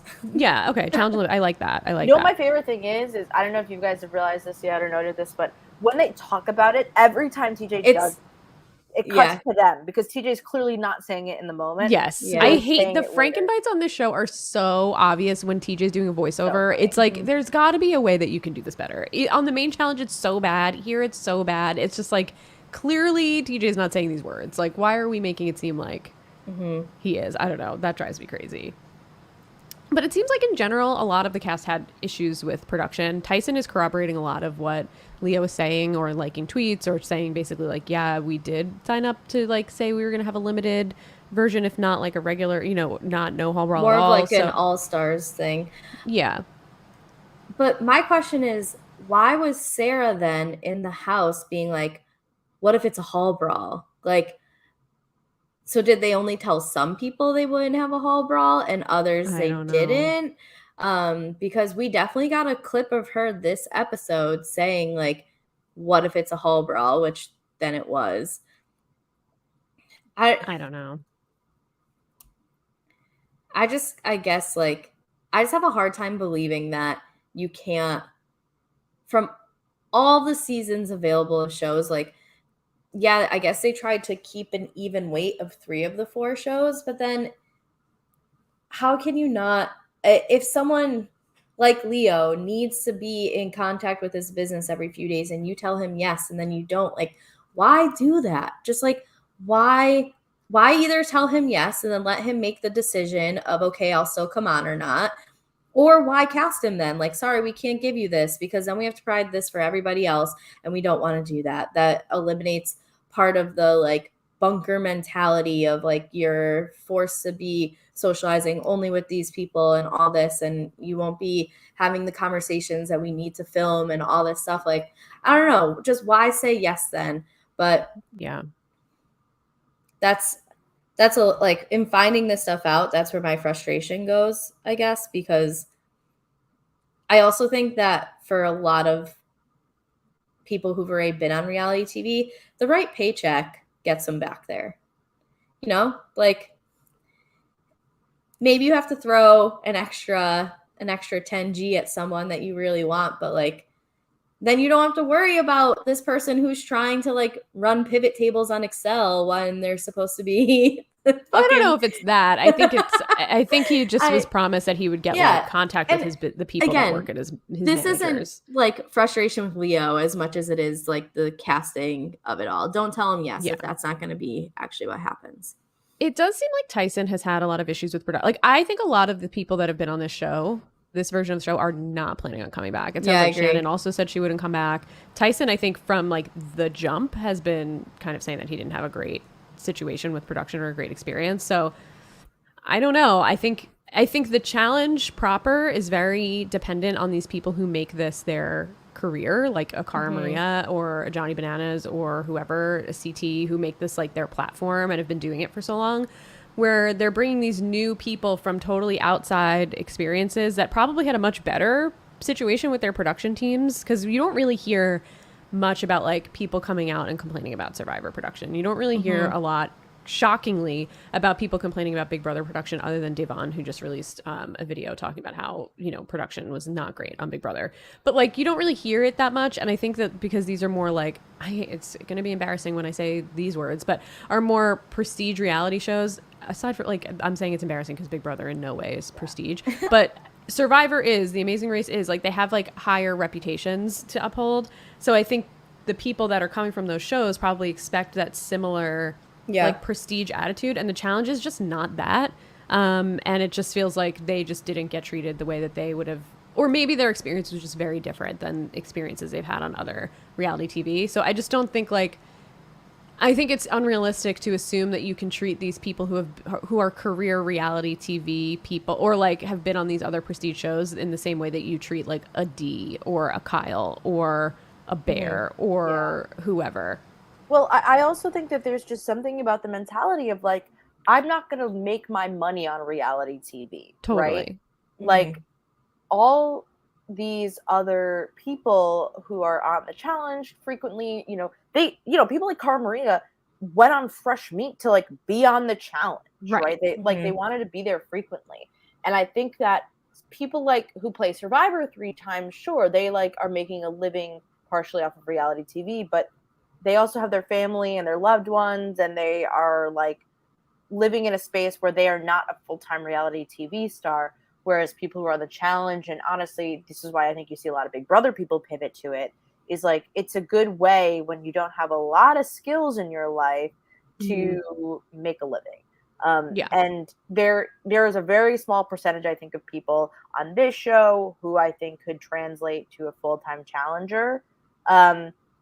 I will say, I've seen the post about it before. I really want Kayla on Survivor. I like Kayla a whole fucking lot. Yeah, Kayla's great. And I wish that she would do another different TV show, because I think she's really talented at like strategy and social manipulation, and she's fun. Like, she's really funny. I would love to see Kayla on Survivor. And I think, Naomi, I think you're totally right. Like, if you're on Survivor 3 times in your life, that's like an anomaly. Like, there's so many more Survivor players than there are returning Survivor players, whereas the challenge is just like built on this model where it's just like recycling the same people. And like, these people that are on these other reality shows, like, I don't think that's what they're going on Survivor for, to be like, I'm going to be a career Survivor player. Like, it's just, not everybody's going to be a Boston Rob, you know what I mean? Like, it just, even like Russell Hantz, like I feel like Russell Hantz like made his personality Survivor, and talking about how he's like the greatest of all time, and he played 3 times on the main show and then once in Australia. Like, he's not on Survivor every season. It's just like, it's just a different vibe. And I don't know that I think this season has been great. and I've had a lot of fun watching it. And even this episode, like I was like screaming at my TV about what a fucking dope Sarah is and like how embarrassing she is. But I just don't know that it's like sustainable to then say like, okay, we're going to continue on with another Survivor USA season of CBS reality show. Like, I don't know that they're going to get returnees, and I don't know that they're going to get people that we want to see return, and I don't know that they're going to be able to cast new and exciting people because of some of the experiences that some of the people have had. So I think that's just like MTV fumbling the bag, or Viacom fumbling the bag. No, that makes sense. I could definitely see that happening, and that was something that I said, like, I think early on, because Tyson, like we mentioned, preseason press was like, did you have fun with this? Nope. Yeah, like I don't think we're ever going to see Tyson again. That if that's how this is going, and Tyson has been like the focal point of this season, that if that's the case, then it doesn't look good. Because like I've been enjoying this season. I've enjoyed it more than any more like recent MTV season. Same. All Stars has been good, but it's been good in like I feel a different way because we're getting some of these people that we haven't seen in a while back, but also getting like the fun component that we aren't seeing here, where I feel like we're still getting good moves made here, or maybe not necessarily like strategically good moves, but like we're getting moves being made, we're getting some strategy. So I don't know. I guess it's like let's wait and see. I've seen online that they're unsure if they even want to do a second season because supposedly the ratings aren't as good as they want them to be. Oh, that's interesting. Yeah, I feel like I have such like a limited view just because of like we're all obviously reality TV fans, so like we follow reality TV fans on Twitter, and we're in the like in the ether, so it seems like it's really popular. But I guess it's just like the same people that are watching Survivor and Big Brother are watching this, which is more than a regular challenge season. But I guess they were expecting something bigger when they're bringing in 4 shows, but I'm sure that the Venn diagram of those 4 shows, that overlap of fans is like pretty big in itself, that you're not getting as many unique viewers as you may have thought you would. All right. I'm going to leave the Alyssa chat for another episode because I feel like it might be a little bit more relevant next week since it's a women's elimination. And also I have to write a 5-page paper. So anything else we want to say about this episode of the challenge? I want to ask you guys what you think about this like late stage twist of it being like a male elimination and then a female elimination. Only because I think it's going to draw the season out a little more than I expected them to. It feels like it's just slowing down the pace. I feel the same way. I tweeted that. I was like, we had such a good pace going. Make a male and a female elimination the same night. Right. Yeah. How many people are left? Do we know? So there's 1 less man than women. So I think that we have 7 women left and 6 men left, I think. Okay. Yeah. So how many people make it to, because they've been doing this thing in the final where they like bring 5 people and then they do like an elimination. Like, do we know how many people are going to be in the final? I think it's 5, but that's not based off of anything that they've said. Yeah, I'm fucking bored, man. Let's go. Let's chop some head. Like I wish that it was like, I wish that either this had started like a little bit earlier, or that we were doing like, okay, women are throwing women in, men are throwing men in. Like there's, it's like almost like the Challenge All Stars where it's like it's just individual eliminations. And I'm like, let's pick up the pace here. I am really eager to see what the final is like. That's what I'm really looking forward to. Is like, what is going to happen in the final? Is it going to be as intense? I really liked the Challenge All Stars finale this year. It reminded me so much of OG Challenge finales that I love dearly. And so I'm hoping that they kind of go intense, or even like the was it Spies List? The one where Amber won the challenge CT. like, yeah, I really enjoyed that like finale because I felt that like it was a lot of running, it was a lot of keeping your pace, and like I would be interested to see a lot of these guys sort of crumble under pressure. Like, as Tyson is known for calling out people for being a portly chap, so I'm sure we'll see a lot of that come, the finale if he makes it. Yeah, I think they could have gone a totally different direction here. I mean, similar direction, but to what you guys are saying, like they do it on All Stars where there's a women's elimination and a men's elimination. They just do it separately. So like, why are we not doing that Yeah, I would have preferred that. Why are we slowing down as we're getting to like the end? It doesn't make sense. This is where I feel like the game normally speeds up, and now it feels like it's slowing down. Mm-hmm. No, I agree with you entirely. Yeah, I think we're going to have a minimum of 4, maximum of 5 men and women in the final. So we have to be coming up on that soon. But like maybe next week what happens is we get a women's elimination, and then maybe we'll do like a double, like a not a double per se, but like a purge type of thing. Well, I was thinking more like same concept, except we'll do a men's and women's elimination in one night, because we do know definitely, and I'm going off of what you said, Katie, that the final episode is the 14th, right, of September? Well, Survivor and The Amazing Race both start on, I think, the 21st. So when would it air? September, and that's all Wednesdays. So like it has to be over. And I think there's a 90-minute premiere of Survivor and a 90-minute premiere of The Amazing. Let me check that date really quick. But it's you're right. It's September 21st. I remember. Okay. I've seen so then it has to be over the week before that, unless they're changing the date that it airs, which is only like less than a month to go. Imagine a reunion with this cast. Well, I also would love a reunion. Like, yeah, same. But I don't think we're going to get it. No, I don't think so either. Yeah, so if that's the case, then I think like mathematically here, it only makes sense to do, because we have how many Wednesdays left? We've got, today's already August 20. Well, it's September soon. Yeah. So like next Wednesday is going to be, well, okay, so we have the 31st, and then we have the 7th, and then we have 3 Wednesdays the 14th. left. So why are we changing the format with potentially three episodes left? Like, it doesn't make any sense. We're gonna do one male, one female elimination, and then like you said, we're probably gonna do a double, and then it's gonna be the final. Like, it just doesn't make any sense. Maybe it is a purge on the 7th, and then where we get rid of like 2 men, 2 women. I'm not sure. I don't know, but yeah, the way that they broke this down, I wasn't a huge fan of. Keep the pace going. Yeah, and like the scheduling with CBS is very confusing as well, because like if you're a Big Brother person, you know, like Big Brother is still going on the Wednesday that Survivor and The Amazing Race premiere, so they're like moving it to a Friday. It just feels like this whole situation is like poorly planned out. Like, you guys are in control of your own schedule. Yeah, get a calendar, CBS. Just bump, like, end something a week earlier, or like bump Survivor and Amazing Race one more week. Like, I don't understand what the problem is here. Yeah, why would that be a big deal? Especially because like the Survivor season is shorter now. So why does it need same amount of episodes? I think though. Oh really? I think so. Yeah, don't get me started on complaining about Survivor, man. That's where Mike White was robbed. So catch that content on that. If you haven't caught it already, catch that content there. Naomi, do you have anything else you want to say? Because Katie has a great question. Thank you for bringing that up. I completely forgot about it. This is what happens when you don't take notes. Welcome. I mean, I feel like I agree that like the Alyssa stuff, I think it's going to come to a head next week. Like, a lot of the stuff that happened in this episode, I feel like is going to come to like a full, especially like the Sarah stuff, the Alyssa stuff, the Angela stuff is definitely going to manifest in next week with the female elimination.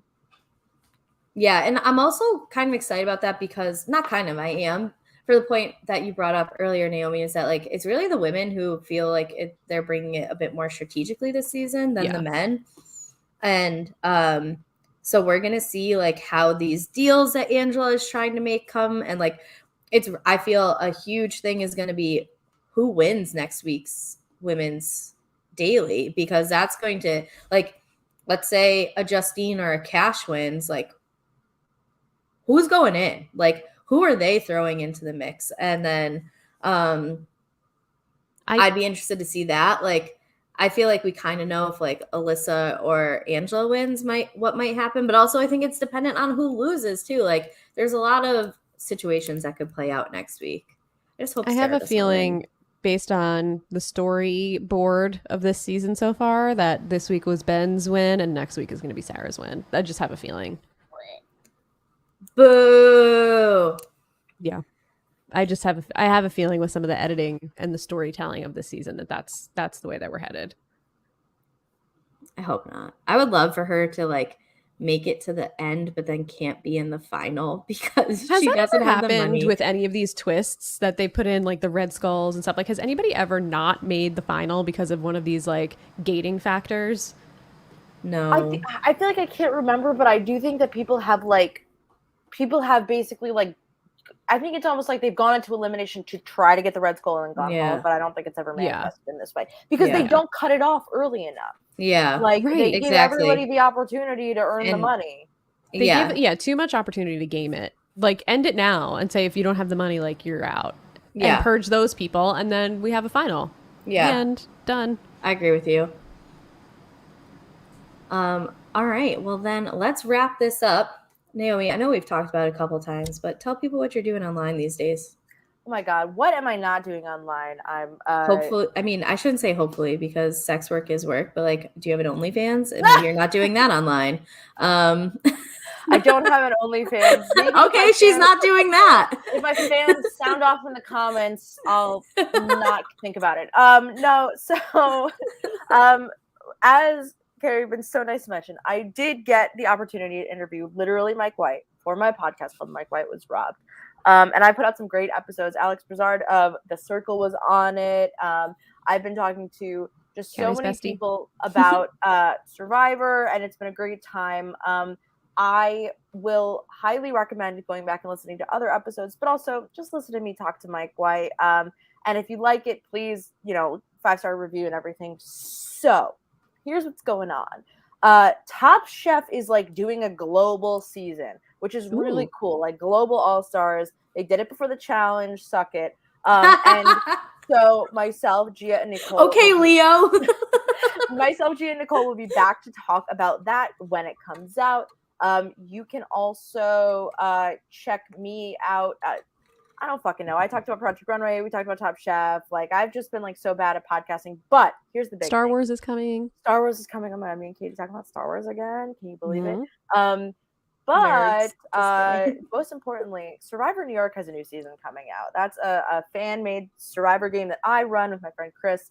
And we have a fantastic new season, including some of the Julia, one of our other silent podcasters, is going to be on the season. If you know Dr. Stan, he's going to be there. It's going to be a lot of really notorious people, and it's a really fantastic season.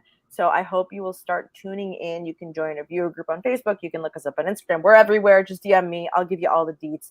But I hope that people will check that out because last season, season 4, is like some of the craziest finale of any Survivor season I've ever seen. And I don't just say that because I make it. I say it because it's real.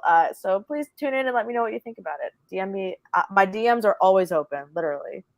Will Davey and Mark cover it? I was going to say, are we going to be podcasting about it? By we, I mean politely, not me, but will the silent podcast be podcasting about it? I mean, that's up to y'all because I cover it with live reality games, but I am always curious to hear what other people think who are not there and not living it. I mean, Davey was there and he lived it, so I don't know if he can have an objective POV. He was on crew filming his little tribe, so I feel like he's biased for his green tribe that he filmed that season, but we'll see.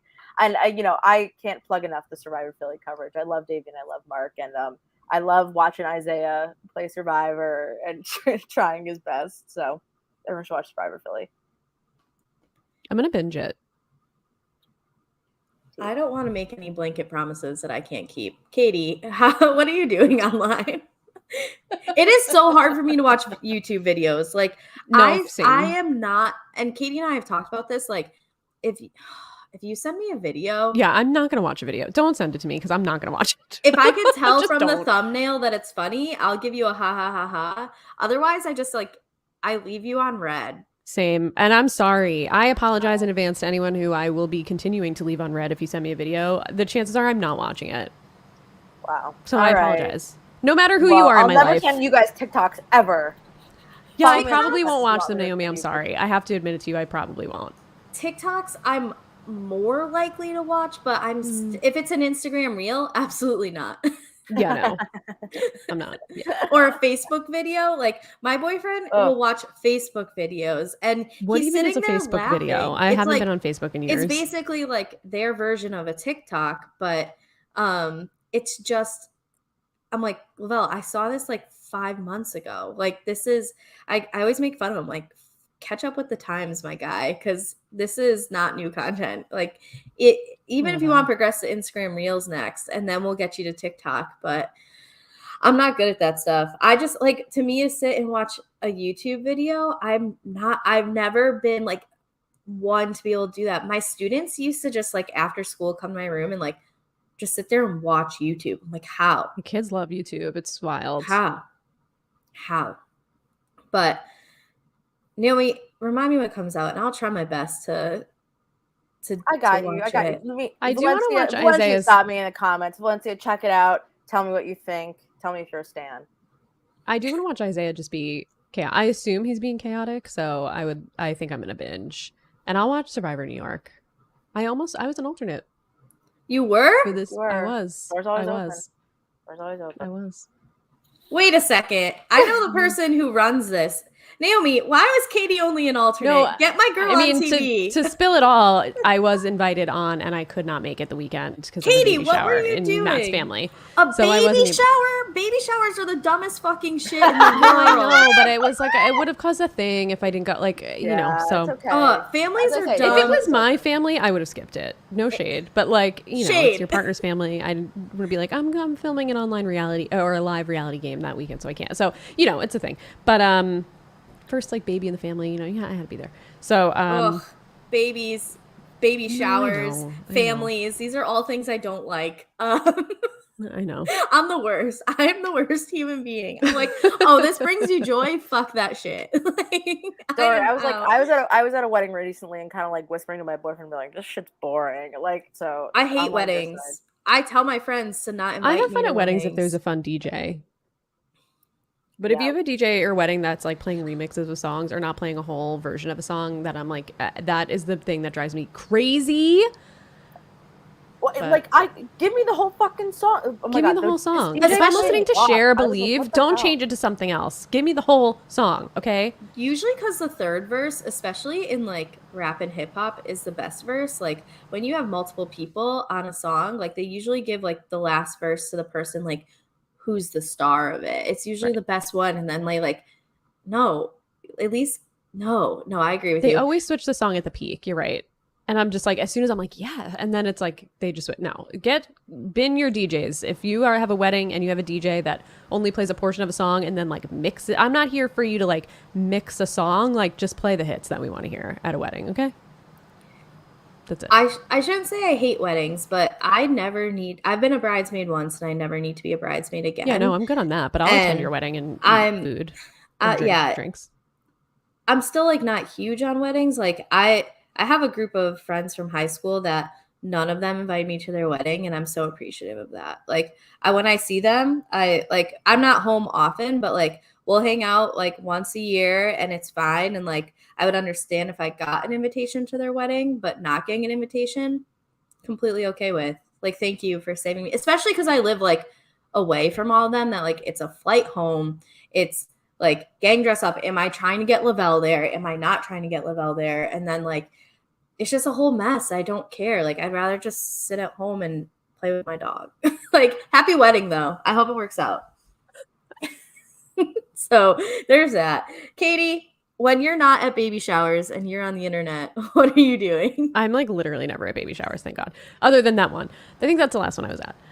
You can find me on Twitter at RealSimKatie. You can also follow me on Twitch if you would like to do that at twitch.tv/RealSimKatie with an underscore at the end. You can also hear me all over the place on Silent Podcasts these days, here on TJ Hates Quitters, obviously. You can also hear Kari and I cover all things Real Housewives on The Cool Water Show. And you can listen to me talk Big Brother on the Bounce Checks podcast with Isaiah, Josiane, and Lance when they're able to make it. Isaiah and I had a solo show yesterday, just the two of us, and then we had a lot of fun ranking and changing everybody's opinions from the week before. We just like dumped everybody down the tubes. So that was a fun one. And you can also hear me on Fire and Pod with Josh Kettles, who's also in the chat if he's still here. I see he asked a question. Shout out to you, Josh Kettles, and Chanel. And we're covering all things House of the Dragon this season. We did a pre-season podcast to give you all of like the high level stuff that you might need to know going into it. And we covered the first episode, and it's good. I'm not talking about our podcast. I do think our podcast is good as well, but the show itself is good. So I'm excited for episode 2 that's going to air tonight.